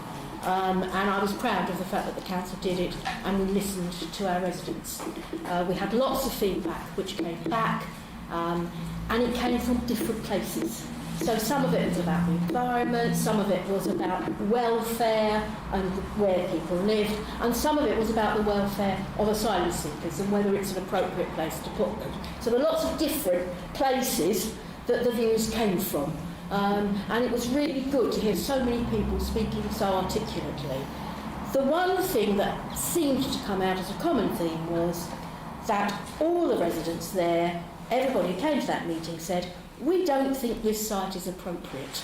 They might have had different reasons, but everybody said, we don't think this is an appropriate site. And we've taken those views from over 300 people. And I think it would be a good idea to say we are responding to that and we have a corporate council view, which is we oppose the use of North Eye to site house 1,200 male asylum seekers. We don't even have to give our reasons because there's lots of different reasons. But I think in principle we could say we've had that meeting and our corporate view is that we oppose the use of the site. So that's why I've put my motion forward. Okay. Have we got a seconder for that motion? Councillor Crotty, thank you very much. I'll put it out there to debate. Anyone wish to make any more comments regarding that? Councillor Hampton. We talked about diversity today quite rightly, and I'd just like to ask, has anybody here today got any experience of refugees? Me too. So I just wanted to bring a little bit of balance to see who did have some experience. Thank you. I was at a meeting that Bexhill Town Council chained at Bexhill College, and even the people that welcome refugees to Bexhill were saying the building site is not sufficient. So, but they got boomed down quite quickly, but they were on the site as well. So it's nice. It was interesting to see that. And then when you look at what's going on in London, where asylum seekers are protesting by speaking out in the streets because the hotels are not good Wi-Fi, then they got shocked when they come to Bexhill because even around here Wi-Fi is not. It's awful, isn't it? But like I say, it's interesting to see both sides that for and against were saying the site's not suitable. Whether the site's exactly, Councillor, and whether the site's suitable or not. These people, one of the members of the public quite rightly said that they were concerned about the buses, but these people don't go out. I think there was a concern that we're going to give out doing out buses. There is actually a government bus at the moment that's going around the town that I've seen that's donated by the government that you can ring up and order it and it comes to you. Don't know how but there's situations there. But there's 800 to 1,000 refugees in Eastbourne. We're not going to get... No, okay, so yes. Just a question really. Can I presume that we had no information at all from Merriman as to when he's going to meet the public? It's almost as if we don't exist. From the government, Home Office, Merriman, everybody. We don't exist. That includes everybody in Bexhill. Councillor Carroll. I totally get what everyone's saying. I think, am I right in saying, Councillor Baldry, that us as councillors, to represent the majority of what people want, we should be representing that call. And the majority, as I hear, is people are against, for, whatever reason, right or wrong. You know, so some of the reasons I heard were shocking about people's houses value and jobs, etc. But as a council, we're not here for our opinion, we're here for the people's opinion. And that's where we have to vote on this one from. And if I can just add, I've purposely phrased it so that we don't have to give a particular reason, because we know that there are very many reasons. So I've purposely phrased it in very general terms so that we can give a corporate view that I think everybody here would subscribe to. Before we go to Councillor Wilson. Who are the local interest groups that we've consulted with? Councillor Baldwin. There were representatives of groups there. There was a group that supported refugees were there. Through the chair, is it all right? Because I think I might have forgotten Councillor Jacqueline there. Yeah. So there were plenty of local businesses who opposed it. I'm a member of the Chamber of Commerce, and the Chamber of Commerce put out a statement opposing it. And they had consulted with their members and local. So, Mr. Chair, the motion says, having consulted, this is on behalf of Bexhill Town Council, we've consulted with residents, yes, and local interest groups. I'm not sure that Bexhill Town Council have actually consulted with local interest groups. There were various interest groups at that meeting at the college, and so it's an umbrella motion that encompasses all that. I feel more comfortable if local interest groups are removed from the motion, because like if you take the Chamber of Commerce, they're a local interest group, but we haven't consulted them. They were there. And that suggests that we've consulted with a lot of local. The Chamber of Commerce were present at that meeting. They were there. Yeah, but we haven't consulted them. They attended the one. What do we do? You put forward a motion, and I'll ask for a seconder for that motion. Anyone wishing to second that motion? Nobody wishing to second it. Okay, sorry about that. Right, I don't want to get bogged down in talking too much about North Island. We want to deal with this particular motion itself, so if you don't mind, we go straight to the vote on this. I need a second. We had a second. Yeah, Councillor Crosby. So all those, and that sounds weird now, all those in favour of this motion, please raise your hands. Thank you very much. All those against? All those abstaining? Thank you very much. That is carried. Okay, moving back on the agenda, support from Ukraine. To receive a report from Councillor Brailsford and Councillor Flynn. I should have been at one of their hub meetings this afternoon, but unfortunately I missed out on it. I had the joys of tying it up in the kitchen and doing some decorating, and I totally missed that. I should have had that opportunity to get out of that decorating, shouldn't I? However, I have had an update from one of the leading members of the hub, Vivian G. And so I hadn't got it together to send it out in advance, so I'll read it out to you now. The situation in Ukraine is still acute, and families are trying to build their lives here while worried sick about their husbands, sons and parents. They are determined, resourceful and grateful. The main challenge now is housing. We now have 8 families in temporary accommodation and 11 families private renting, but we still have 28 families with hosts. One by one, they will leave their hosts and must seek rented accommodation, something which is hard even for local people to find. We are working closely with other charities, landlords, etc. to find places for them to live. We continue to search for hosts. However, the amount that they are paid every month has been reduced by the government to £400 from £500, and with energy bills still higher, this is not helping. We have a donor who is trying to buy a guest house for the Ukrainians, and that's still in process. We have just been awarded £5,000 by Sussex Police to help us with accommodation and equipment and setting up moving house service. We still have 2 drop-ins a week. The Wednesday one at Beulah Baptist and has coffee, lunch, English classes and a therapy group, second-hand clothes and the choir. Our art therapy group and creative writing groups have broken up for the summer. The next event is June the 23rd, Refugee Week at the Delaware Pavilion, where the Ukrainians will be singing and dancing and making food, and they have a workshop to tell their stories. All are welcome. I think all councillors have been given an invite to that. The last Bexhill event was a massive Eurovision screening. 70 Ukrainians at St Michael's Centre until midnight brought their own food, drink and children. We are now planning a couple of summer trips. Most of the guests have some work. All of them are either working or in education. One of the founding hub volunteers, a Ukrainian, has raised over £4,000 to buy occlusive dressings, a particular type of dressing which are life-saving bandages which help to staunch blood and disinfect open wounds on the battlefield. They have just been packed and sent off to Kiev. The hardship grant that the Town Council provided is very useful, and we draw on it very sparingly, but it is a great safety net. Last weekend we had a volunteer fighter from Ukraine who was given permission to visit his wife and family here.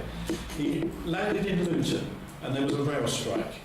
We ended up picking him up at Gatwick through the efforts of volunteers, one of them a Syrian. The grant paid for the petrol costs.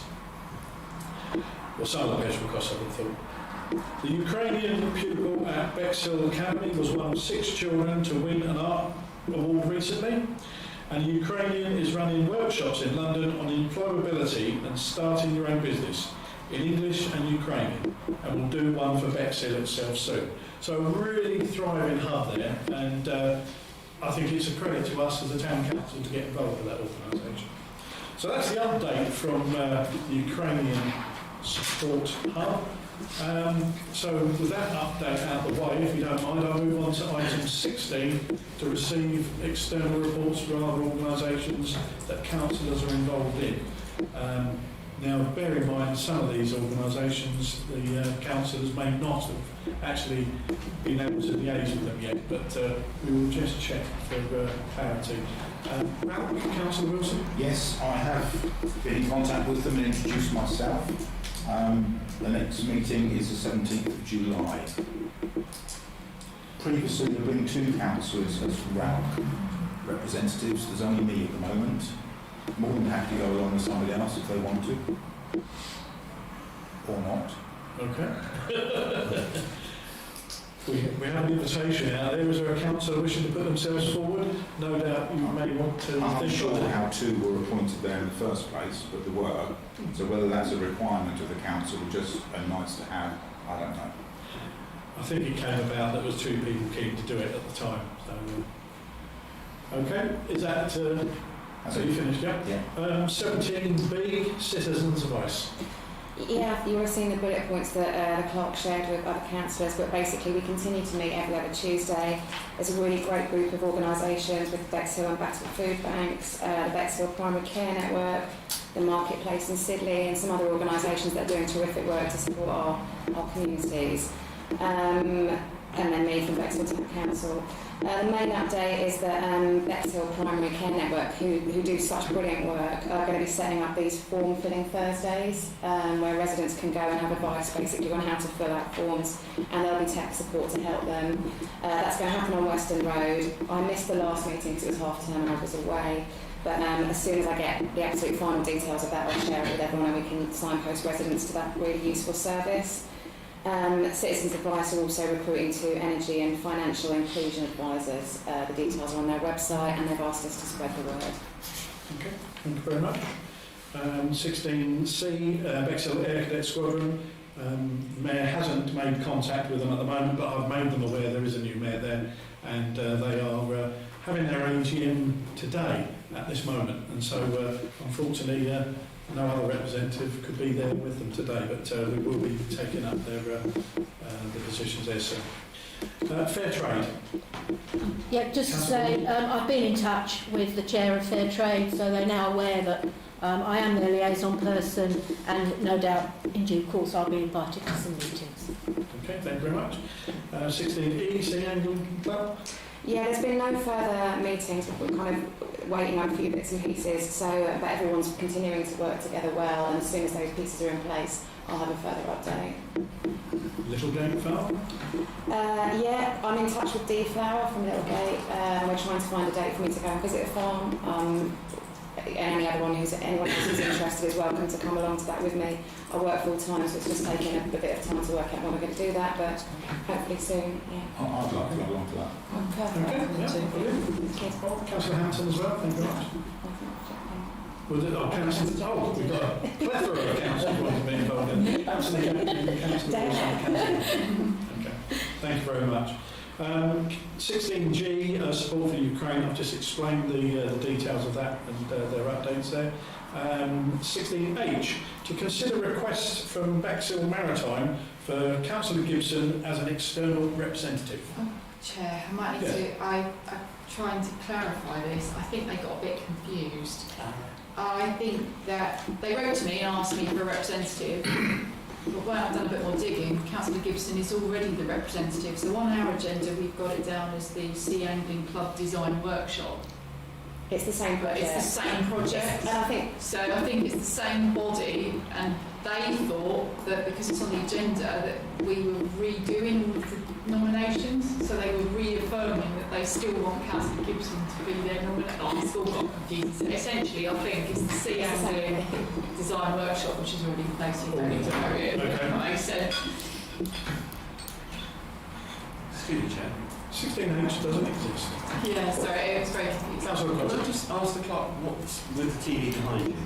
Is it on for a beg your reason? The TV behind, is it on for a reason or? No. I don't know. Don't know. You say it's wasting energy. It's rather district council's property, so I don't know. Okay, moving on to item 17, motions from councillors. 17A, Councillor Crotty. Yeah, I've, due to the fact that I have autism all my life, I've only recently been diagnosed with it, and I used to have a lot of issues with people saying that I had clash of personalities because of what I see things as being. And I feel that I've been discriminated against because I was young and all that kind of stuff, male. So I would like to have a neurodiversity policy done for the town, from the town council to kind of like a safeguarding for safeguarding issues and not to be discriminated against for the reason of having this issue. Okay. As with all motions, we ask for a seconder on that. Have we got a seconder for this particular motion? Councillor Jacklin. Thank you very much. We have a seconder, so it's out there for discussion. Councillor Jacklin. Would this also fall within the remit of the LGA or the other one beginning with N if they came to see us? Now. No. Yes. No doubt they will offer guidance.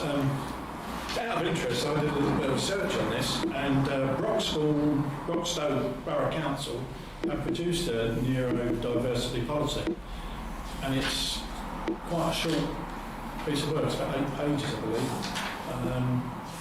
But it's very, very good. I was very impressed with it. So it does exist. It is something councils are starting to get on board as a suite of policies. Councillor Baldwin. Firstly, I'd like to thank Councillor Crotty for his honesty and for bringing something with a bit of personal experience to us, because it's very helpful to all councillors. It helps to bring it to life. I'm certainly not against what you're saying. I can possibly envisage a situation where somebody says, well, I've been diagnosed as dyslexic or something else, can we have a policy for that as well? For me, I wouldn't let that stand in our way, because if someone says that, well, then we can have that policy. It just increases understanding, doesn't it? So I don't see that would be an issue, especially as we now discover that there may be a template out there that would be helpful to us. So thank you. Anybody else wish to speak on this motion? We've had a seconder, so I'll put it to the vote. All those in favour, please raise your hands.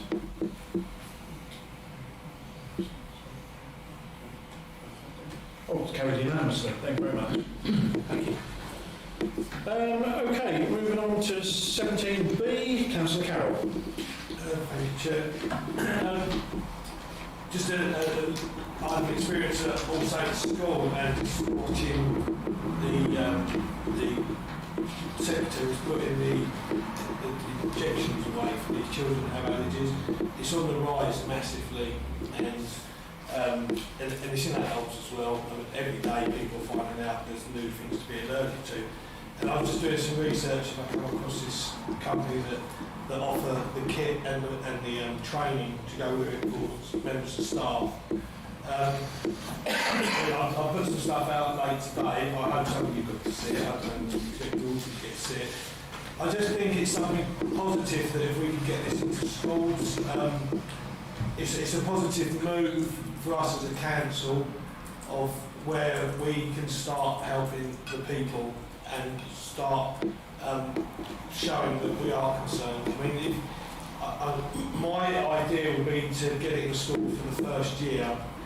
We'd have to make contact with all the schools to say, would you like, if they want to continue it for the second year, it would be down to them then, the funding. I think if we save one life, it does its job in all the schools. I mean, it's there to be spoken about. If I can answer the questions, I will. There's the information's all there. They're willing to come. The people that do this are willing to come and talk to us as a council. It'd be something we want to do. I mean, that's where I am with it. Really, it's you know, if you want to know facts and figures. Oh, sorry, Chair. That's right, no problem. And just out of interest on this, I did some research on this one as well, and it's an absolutely fantastic initiative. I really, really commend you for doing that. However, I think we might be treading in difficult territory here. In October 2017, schools in England, and this is from the government website, were allowed to purchase adrenaline auto-injectors, which is AA1 equipment, without prescription for emergency use for children who are at risk of anaphylactics and whose own device is not available or not working. Schools can purchase AAIs from pharmaceutical suppliers such as local pharmacies without prescription, provided a general advice relating to these transactions are observed, and small quantities on an occasional basis, and the school does not profit from it. Bear with me with this because it'll bear in mind where we go with this. A number of different brands of AAI are available in different doses depending on the manufacturer. It's up to the school to decide which brands to purchase. Schools are advised to hold appropriate quantity of single brand AAI's device to avoid confusion in administration and training. Where all pupils are prescribed the same device, the school should obtain some brand of the spare AAI. If two or more brands are currently held by the school may wish to purchase a brand most commonly prescribed to its pupils. However, the decision as to how many devices and brands to purchase will depend on local circumstances and is left to the discretion of the school. Unfortunately, what I'm saying is, this motion is specific to a brand product. The schools may wish to seek advice or medical advice when deciding which AAI to use appropriately. Now, I don't want the council to go down the round a line of agreeing a motion that is specific to one particular product, whereby other schools will not take it up. It might be far better, and I'll do this with all respect, that we withdraw the motion and ask them to come to us for their grants policy and go through the grants policy with this. Let me take help. Yeah, by all means. But I do think that we'll be shooting ourselves in the foot if we went through this. Yeah. I stand corrected by the clerk, which is the... That's up to you, yeah. Yeah, okay. And I'm willing to hear from anybody else on this as well. Councillor Gibson. I think it's a really interesting idea, and I'm interested when you saw the school doing that. Was there an appetite for them for us to kind of help provide this service? I think I spoke loosely about it, Yeah. because it's not something you really want to go down in the punishment. Fair enough, yes. They find it very awkward for the children, especially at All Saints, to have, they're supposed to be responsible for themselves. Some of the children don't understand they've got allergies, you know, and it's very awkward for the child to say just a very simple thing like someone getting a chocolate bar out and saying, oh, you can't have that near me, I'm allergic to it. Children don't grasp that. but the teachers have to be fully aware of all of that, but they have to find it. So it was just something that's a little bit less impersonal to the children. But you know, I'm open to be taught and learn, and I take all advice and everything. I would just like the concept of it and what we can bring to this town, and also be a town that's sort of a town council that has the schools covered straight away. I really like, sorry, just to say that I'm a school governor as well, and I really do like the idea as well, and that if it's helpful for me to go and talk to my school about and bring that back to the next meeting. Yeah, just to say, you know, obviously having worked in teaching for most of my working life, and I know how difficult it is to manage, and how, yes, your staff are trained, and when you go on a school trip you have to remember, have I got these pens and those pens, and you know, it is quite difficult to manage. It would be nice if we could go just a little bit further than saying, well, the grants policy is there. If we could somehow promote the fact that, to say to schools, if this is the right time for you, because obviously schools need to own the decision.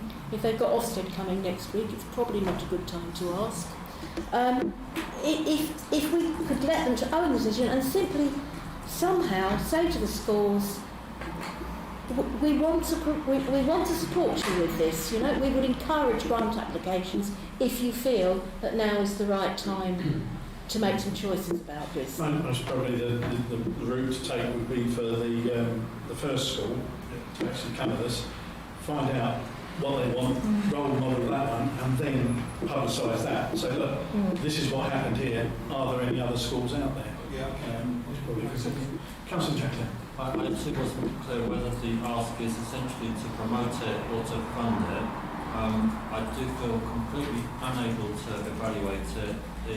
To me, it is quite a bit medical, and therefore we would need some proper medical advice. But if there is one school that kind of wants to go through the process and report back, maybe that's the answer.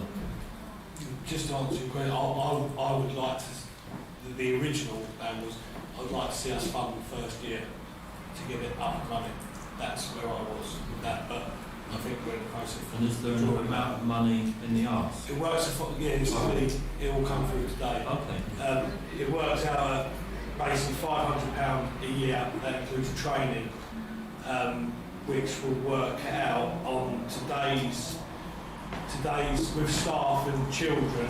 I believe it works out at 11 pence a month per child and adult in the working school.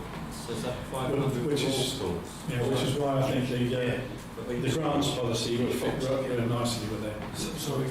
So that's 500 for each school? Yes. And I don't know how many schools there are. 15 schools altogether. 13. 7,678 pupils and 660 So that's a fairly serious ask, because 500 quid's all right, isn't it? But 13 times 500 is more. And that's why we go to the actual words itself there. If you actually break it down to people and staff, it's not. So it depends which way you want to look at it. Personally, whether it's the big number, or if you break it down to actually pennies, then it's not. Councillor Crossley. Thank you, Chair. I'd like to commend Councillor Carroll for the work and the email he sent to us today. I know it's short notice, but I looked through it all. I remember taking my daughter to school. The teachers couldn't put sun cream on them. You had to do it yourself. So, what I would like to see is how many schools would be interested in this scheme. To do some bit of a hits from homework, really, to find out how many schools are interested in doing this scheme. And find out if there's any other companies, like instead of Kit Medical, like have like an option of 3 different companies to see price-wise, and then go from there. Because again, this day and age now, allergies, you don't know what's in your food, and that could happen. So I would quite agree with it. I commend you for what you've done. I just think it needs a bit more. Can I just say when we were talking about sun cream, the staff will be trained put this on. Yes. The staff won't be trained to put sun cream on. If a child has a reaction and you phone 999, you can be waiting for 15 minutes. Yeah. So it won't be a case of sun cream or not go outside. No. Yeah. I'm just thinking about staffing issues. Part of the cost will be have staff trained to implement all the... I'm just thinking if that staff member's on holiday or away. It would be more That's what I mean. If it's £500 for, it's just getting a bit more work done to find out. I believe it's for the year. I believe the medication has a date. Yeah, it's yearly. From what I can gather from the details that the company concerned, it's an annual subscription, but they replenish the stock. But going back to the guidance, it's specific. Can I ask the Chair to do, if I withdraw the motion and then do some homework, bring it back to the table at a later date? Yeah, by all means, yeah. I would suggest you ask them to go through a grants policy. Can I withdraw the motion? Okay, well, that's done. Thank you. Okay, moving on then to item 17C. Councillor Norris. Well, a local resident has raised an interesting point regarding potential lead contamination in domestic water supplies. He said a large number of pre-1970 dwellings will have had lead pipes serving them unless they have been upgraded. Although this may not present a health hazard at the moment, Southern Water offer a free testing, but this is not very well publicised. I propose that we liaise with Southern Water to provide an information pack or a bulletin to inform the public. I have a copy of the information in the Drinking Water Inspectorate, which cover most points here, if anybody wants to have a look at the... I had the email from a resident who was concerned about Alzheimer's. Regarding this lead in the water Okay, we've got a motion there. Have we got a seconder for that motion? Can I ask a question or about this? Yeah, can we find out if we've got a seconder for the motion first before we go? We've got a seconder, Councillor Gibson? Yeah, okay. Councillor Lawbury. Just to say that we did have a really useful meeting with Southern Water. If we'd known about this, we might have been able to bring it up. Is there another one that's planned? I will just find out from the clerk. Have we got another meeting with Southern Water at all? They said they would meet again, so that'd be the climate committee to work out. Okay. Okay. I'll let me get through the climate. I think you put yourself on the climate committee. No, the community.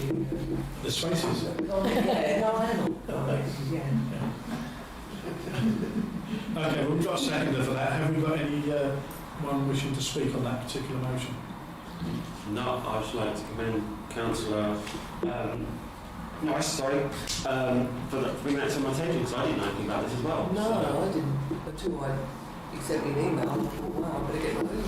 Yeah, I'm going to do that. You know, that's looked at. Yeah, just echo what Councillor Crossley said. Thank you, Councillor Norris. I think Southern Water owe this town quite a lot. If they've got a free kit that might benefit some residents, then we should be plugging it. Okay, with no one else wishing to speak, we'll put this one to the vote. All those in favour, please raise your hands. That's carried unanimously. Thank you very much. Moving on to 17D, Councillor Ruskin. Thank you, Chair.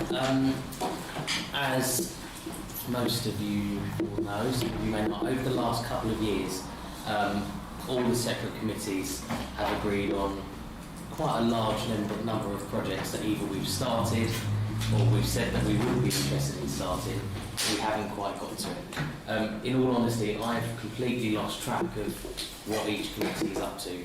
And for any of you that have seen the board in the office, it is overflowing.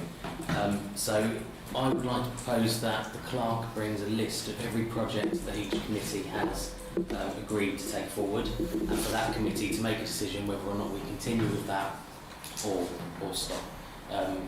Workload is huge, productivity is important, so as well-being of all staff, and of course being a responsible employer, we need to make sure that what we're expecting our staff to do is reasonable. So, short and sweet. Okay, have we got a second for that motion? No. Take a choice. Who's your... Councillor Jackson. Okay. Okay, does anyone else wish to speak on this particular? Councillor Carroll. Well, Councillor Russell. Would it not be advisable to, like with what's left on the table, to put it in order of importance? So we can, like I say, we went to the table with 3, and when we completed an actual task, we then added another waiting task onto the list. Would that be something you'd be willing to?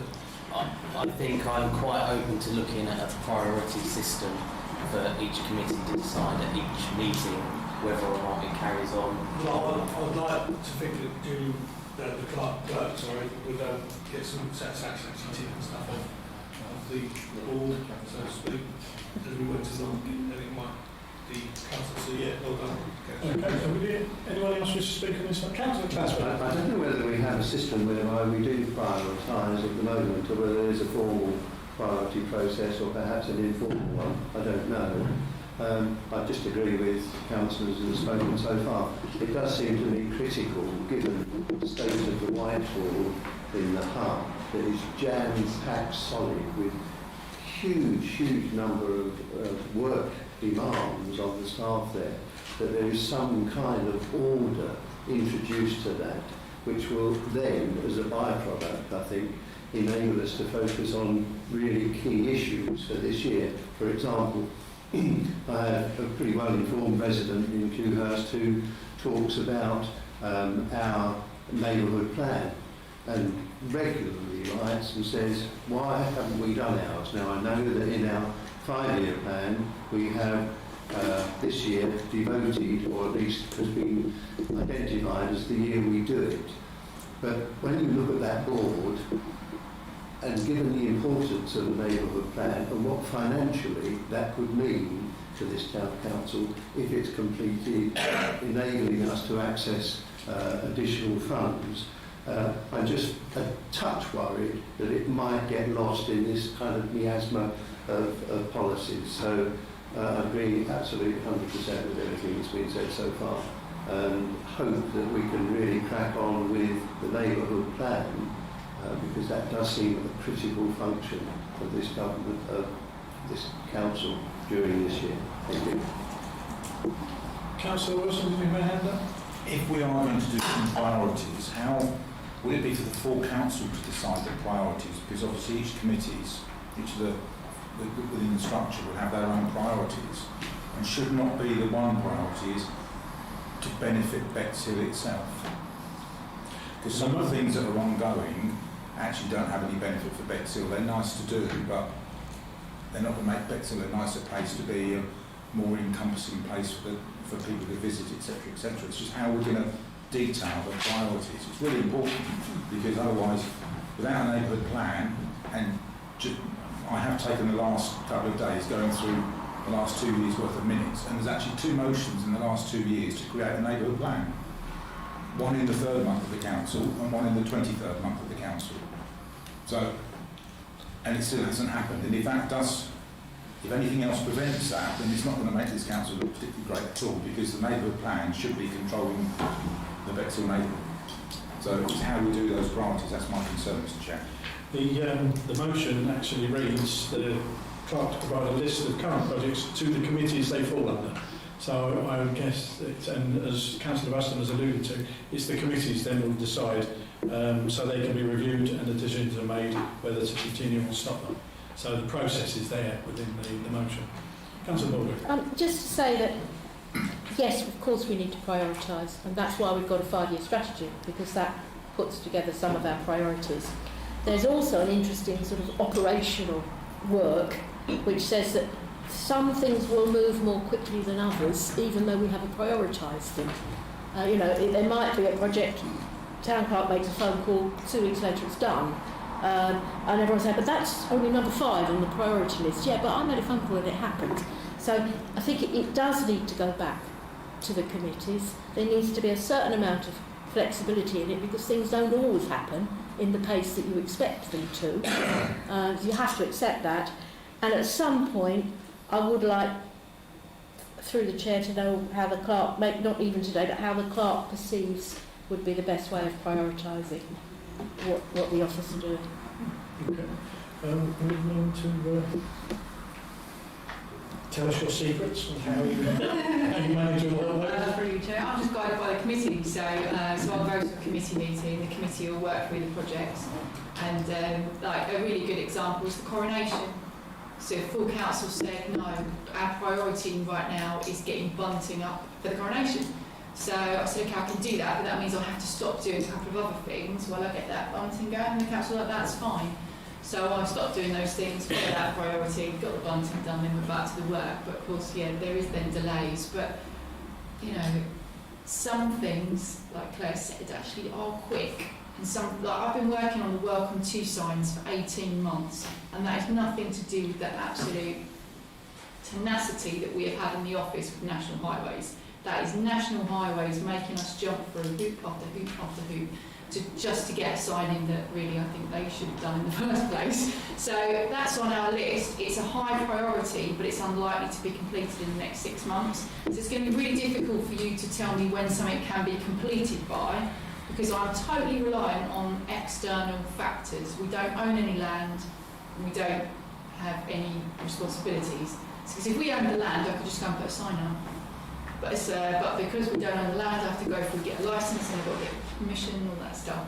So it's going to be really tricky to prioritise. I think the main thing that you need to do is work out what you want to do. Because there's a whole list of things that we've started in all different ways, but you may think that things have moved on since then and you want to change it. So maybe the first step is look at the lists, decide which things you want to keep going and which things you want to stop. Then we can say, right, out of those things, Julie, where are we at? And I can say, well, that's got 3 months left on it, that's got a year. And then you'll be able to see from there, if you want to try and speed something up, what's in our control to speed up and what's not. Does that make sense? Which is kind of summarised up in the motion, actually, very nicely as well. Councillor Jacklin. If the list is created, I would just ask that it's shared across the whole of the council rather than only within the groups. And I think I would also echo what Julie and Councillor Baldry said. It's probably just easiest to list it in alphabetical order because prioritisation is difficult. It depends on whether it's a big thing or an easy crack and whether other organisations are involved. Okay, I'm going to Councillor Wilson. And that's quite a bit of analytical work for the clerk to do.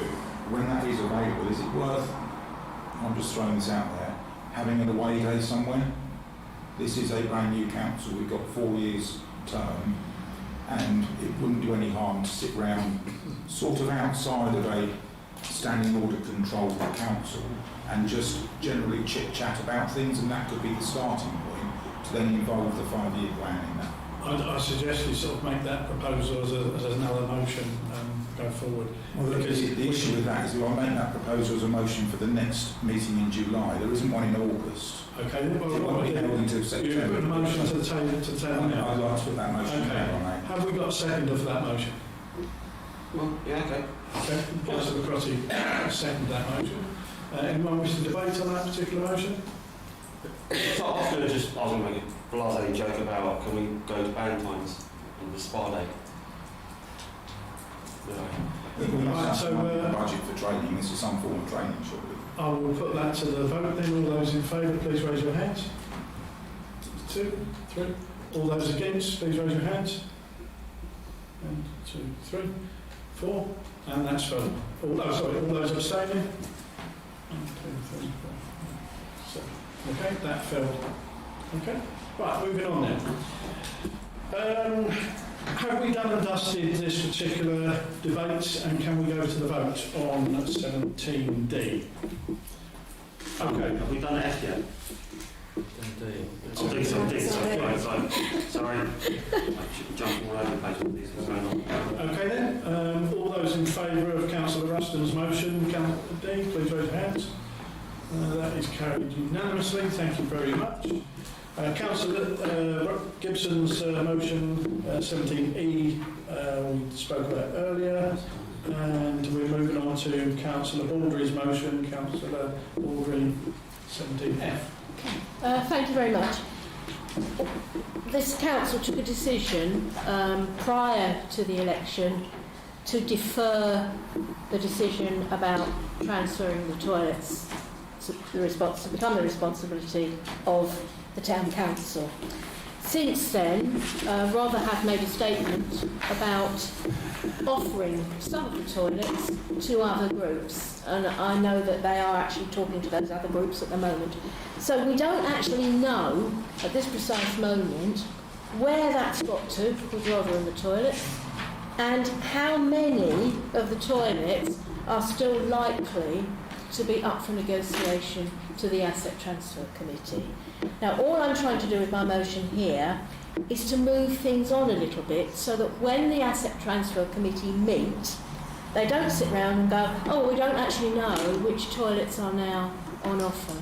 So I know that the clerk can't go away and do any piece of work unless there's a corporate decision to do so. What I'm suggesting is that we ask the town clerk to consult with Rother District Council, find out what the future options are as much as she can. She won't be able to do everything, so that that report can go back to the Asset Transfer Committee and will help to move on their discussions. That's what this motion is all about. Okay, have we got a seconder for that motion? Councillor Clasby, thank you very much. It's out there for debate. Anyone wish to speak on it? Councillor Thomas. The toilets in this town vary considerably. Some are very good and some are not very good, shall we say. If you're going to be responsible for these, I think we need to make sure that we don't get lumbered with the duck ones and have to stump up money to repair them. So we do need to be careful on this. Okay. Councillor Hassan? Could we at the same time maybe get a report of what the cost would be? Okay. I believe all this information is on the Asset Transfer Committee on their pages there, and no doubt there will be some updates. Are they true costs? What I think they'll be? Yeah. Councillor Ruston? Would it be possible to recirculate that report to the new councils that are on the Asset Transfer Committee? Yeah. Is that possible to do that? Yeah, pretty chair, I'm just working on that. Yeah, So what I just wanted to get through elections, co-options, inductions, got one more induction to do, get all this straight, and then I'm going to work on a report, and if this motion goes through, I'll go back to Rother and ask for their input as well, and I'll prepare a report with every piece of information this council's ever had on the toilets. So you can see everything everyone's ever had, all in one place. That can go to the Asset Transfer Committee, and then you can decide where you go from there. It's just going to take a bit of time to put it together. This is a really good example of priorities, right? Because that's a priority. But then I'll go to the Community Committee next week, and they'll go, oh right, well, we've got an event in July, so that's a priority. And we've got it's a really good example of juggling those priorities. Actually. But I will try and do it as quickly as I can. Okay, I'm going to put this out to the vote then. 17F. All those in favour, please raise your hands. And that's carried unanimously. Thank you very much. Right, Councillor Baldry, we spoke about that in 17G. So Councillor Wilson's motion, 17H. Thank you, Mr. Chair. Just to clarify, it was a very busy AGM. The wording on the agenda, it wasn't really for me to understand why we're recording audio only, it was for the Town Council to understand, because somehow we went from a motion being passed at some point for it to be filmed, called live streaming. Then Bexhill Radio came along and said they would record it for the Town Council. Then they reneged on that somehow, and we had another method of recording, and it really is, it's not a criticism of anybody doing the recording itself, but it is not engaging with the voters and residents of Bexhill. And if we want this town council to still be here in 4 years' time, we've got to work a lot harder than what we are, and filming will be a way for the town, the people who live in the town, to be able to see what we're actually doing, hear what we're doing, watch, and hopefully get more engaged. To sit in front of a black square on an iPad or a phone listening for 2.5 hours, most people would cope for 15 minutes and that's it. And regrettably, the recording of the AGM, I coped with 5 minutes, and you just couldn't hear anything. Now that could have been the venue itself. It could have been because there was more residents there than probably we've ever had as a town council, or any other reason. But this motion from me is to consider going back to actual filming, and it really did prove it from the town council meeting at North Eye, where you listen to the audio of it, and it really didn't make any sense. It didn't flow or anything. You watch the video from the gentleman who did the videoing, and you could follow all of it. You could see the reactions. You could understand it that much more. And if we want to be an open and transparent council, that is what I would like to go back to reviewing. I found the document. I've already said I've been spending quite a lot of time the last couple of days, and I found the original document from June 22 when it was presented to the Finance and General Purposes Committee with various numbers, and the decision was made to go for audio only. But of course that was in advance of the audio being tested and used. I personally don't think it works. Just my opinion, but obviously there's a cost involved. There was money in the budget, I believe it was £10,000 in year one. Where that has gone, it is not used. I understand it goes into reserves, so it may be that if we are going to do videoing, we may have to take something out of reserves to cover it for this year. But I think the engagement with people by videoing will give us payback over that. Thank you. Councillor Crossett. I have to agree with Councillor also because listening to a blank screen when you've got autism is quite very boring, but when you're watching a Robert District Council meeting, you'll be focused because it changes from one councillor, and also you can actually hear who and see who's speaking, because sometimes you can't, you don't know who's talking, and it's great to actually see people talking. And I think, again, it might help towards promoting Bexhill Town Council to generations if they can see it and hear it and see what we do, which would be a good idea. I would like to propose that we get costs for either audio or video. I think the video would be better, but there are practicalities, because I think what you just described would entail the cameraman being there in the middle and being able to direct the camera at me now and then at Councillor Plym when he answers. Just out of interest, you're making another proposal. We're actually discussing this motion here.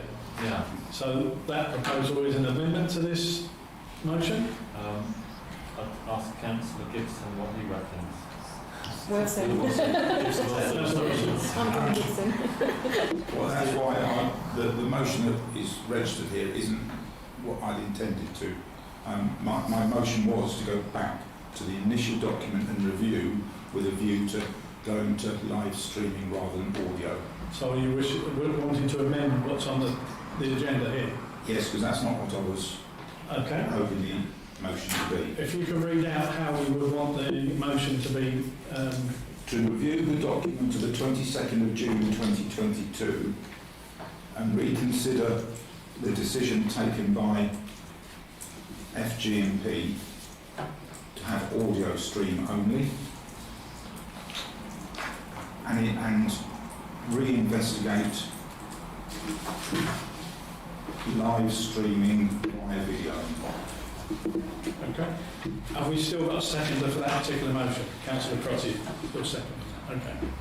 So now I'll go back to Councillor Jacqueline. You're making a proposal to amend that motion? Because it sounds to me that that motion will probably come better after this one if it passes. Okay, so in that case, I think what you're saying is I'll wait, yeah? Probably best. Right, okay, does anybody else wish to discuss the motion that Councillor Wilson has presented to us? No? Okay, we will put that to the vote then. All those in favour, please raise your hands. That's carried unanimously. Thank you very much. Now, Councillor Jacqueline, what I would say is that by rights you should put a promotion in prior to the council meeting. I would say wait until we get the results back from this report, this review, and then take it from there. Yeah. Rather than preempt it now, because you'll get your answers from that review most probably. Yeah, so if the review concludes that, sorry, I was just thinking in terms of getting on with it, it could be that the town clerk can explore the costs of video recording and continuing with audio recording, so that when we've got that report and town clerk's thing what I've just suggested, we can take a decision and get on with it. But I'm happy to wait until... I think we'll wait until the reviews come through. Yeah, okay. That would be the best way to do that. Okay, moving on to item 18, correspondence and matters for information. Rother District Council, Sidley Levelling Up funding. That's been circulated. Yeah. That's been circulated in advance. Anyone wish to speak on that at all? Make any comments on it? We'll move on then. Item 19, questions from councillors and future agenda items. There's a couple on there, and they've all been addressed on the, either in the writing there or on the agenda as we go through. So we go to 19B, to receive questions from councillors. Any Councillor Jackson? I'm not sure whether I need the how at the beginning of this. So can we encourage more females to become councillors? Should it have a how at the front of it? Yeah, how can we, Okay, how can we encourage more females to become councillors? You had a question earlier on. I thought you were going to bring that back to it now as well. Was it? No, the one about the streaming as well. I thought you could have brought that into this. Okay, can we get a quote for video streaming recording of these meetings? I need to clarify whether that is just the full council meetings or also all of the others. I don't know whether the other committee meetings are recorded. RDC wants to be present on the microphone. You sort of lost the question there. Can you be a bit more? Okay, can I ask the town clerk through the chair whether all committee meetings are recorded or whether it's just full council? They are all recorded. Okay. Could I ask the town clerk to get a quote for video recording either all of the meetings or just full council meetings? Okay. Any other question? Councillor Russell. Thank you. Has Rother District Council been in contact with us about their plans if Northby was to go ahead and how they would manage and support both? Thank you very much. Any other questions going forward? Councillor Wilson. I'm not sure how to phrase this question, so I'll just ask it. Is there a chance when councils that have to have their DBS checks done and we go into the Bexhill Town Council hub, we could have our photograph taken and put on the website to give further engagement with? Because there's no photographs of any of us on there, not of the mayor, deputy mayor, nothing. And we ought to have. Councillor Crotty. Basically, it was a question really to promote in the Bexhill News next month's edition that basically we have got our first female chair at Bexhill and kind of being the youngest deputy as well. So that's something to showcase, as well as putting in who the councillors are. Well, I think you've done that in this month's one, because someone made a comment about how come there's pictures of yourself. They seem to think it was throughout the whole of the season, but it was just that May, on the 20th of May, down on the bandstand. But no, I just think it would be nice to have confirmation, and also when I hope it does get back, that, you know, there'd be a nice photograph of her with the mayor robes on and same with Connor. That's one question I'd like to see. The second one, it's regarding an event that's coming up next year that I would like to see if Bexhill Town Council would be willing to embrace. I will send the details to Julie in due course, as well as Julie can pass on to the councillors. I also received from Rother. What's the event? The D-Day. It's 80th anniversary. It's something that the King didn't want nothing big for the events. this year, because obviously the platinum jubilee last year, so he wants to put it all to. But the problem is the D-Day event is on the Thursday, so there's no bank holiday or anything like that. But it does coincide with Fish and Chip Day. And what they're trying to do, because of all the boats and that went to D-Day, they want to try and have, they want to try and get 15,000 fish and chips sold on that day, and proceeds will go to the charities that they're doing it for. So it will be, I've already spoken to Jenny Powell at Robert to pre-book the Beacon, which is in my name. But I would like to see, it's not going to be that expensive because it's not going to be a big event because it's on a Thursday. And you might, you're probably discuss it before putting the question. Yeah. Go forward then. Any other questions? Okay, we will move on then to the future agenda items. Have we got any future agenda items we need to be aware of? No. Last meeting, have we got any idea about venues? They will be told to us in due course once the venues are gone through. But I'm not sure if there's any update on the venues. No. I spoke to 4 or 5. The 2 that were suitable were already booked on Wednesdays. There were 2 unsuitable and 1 too expensive. Okay, if you could pass that on to the club then, and we'll work out from there. Any new risks to be added to the risk register? No? Okay, no risks there. So the date of the next meeting is on the 5th of July, and all motions to be received by the full council will be received by the 26th of June. I declare this meeting closed. Thank you very much. Thank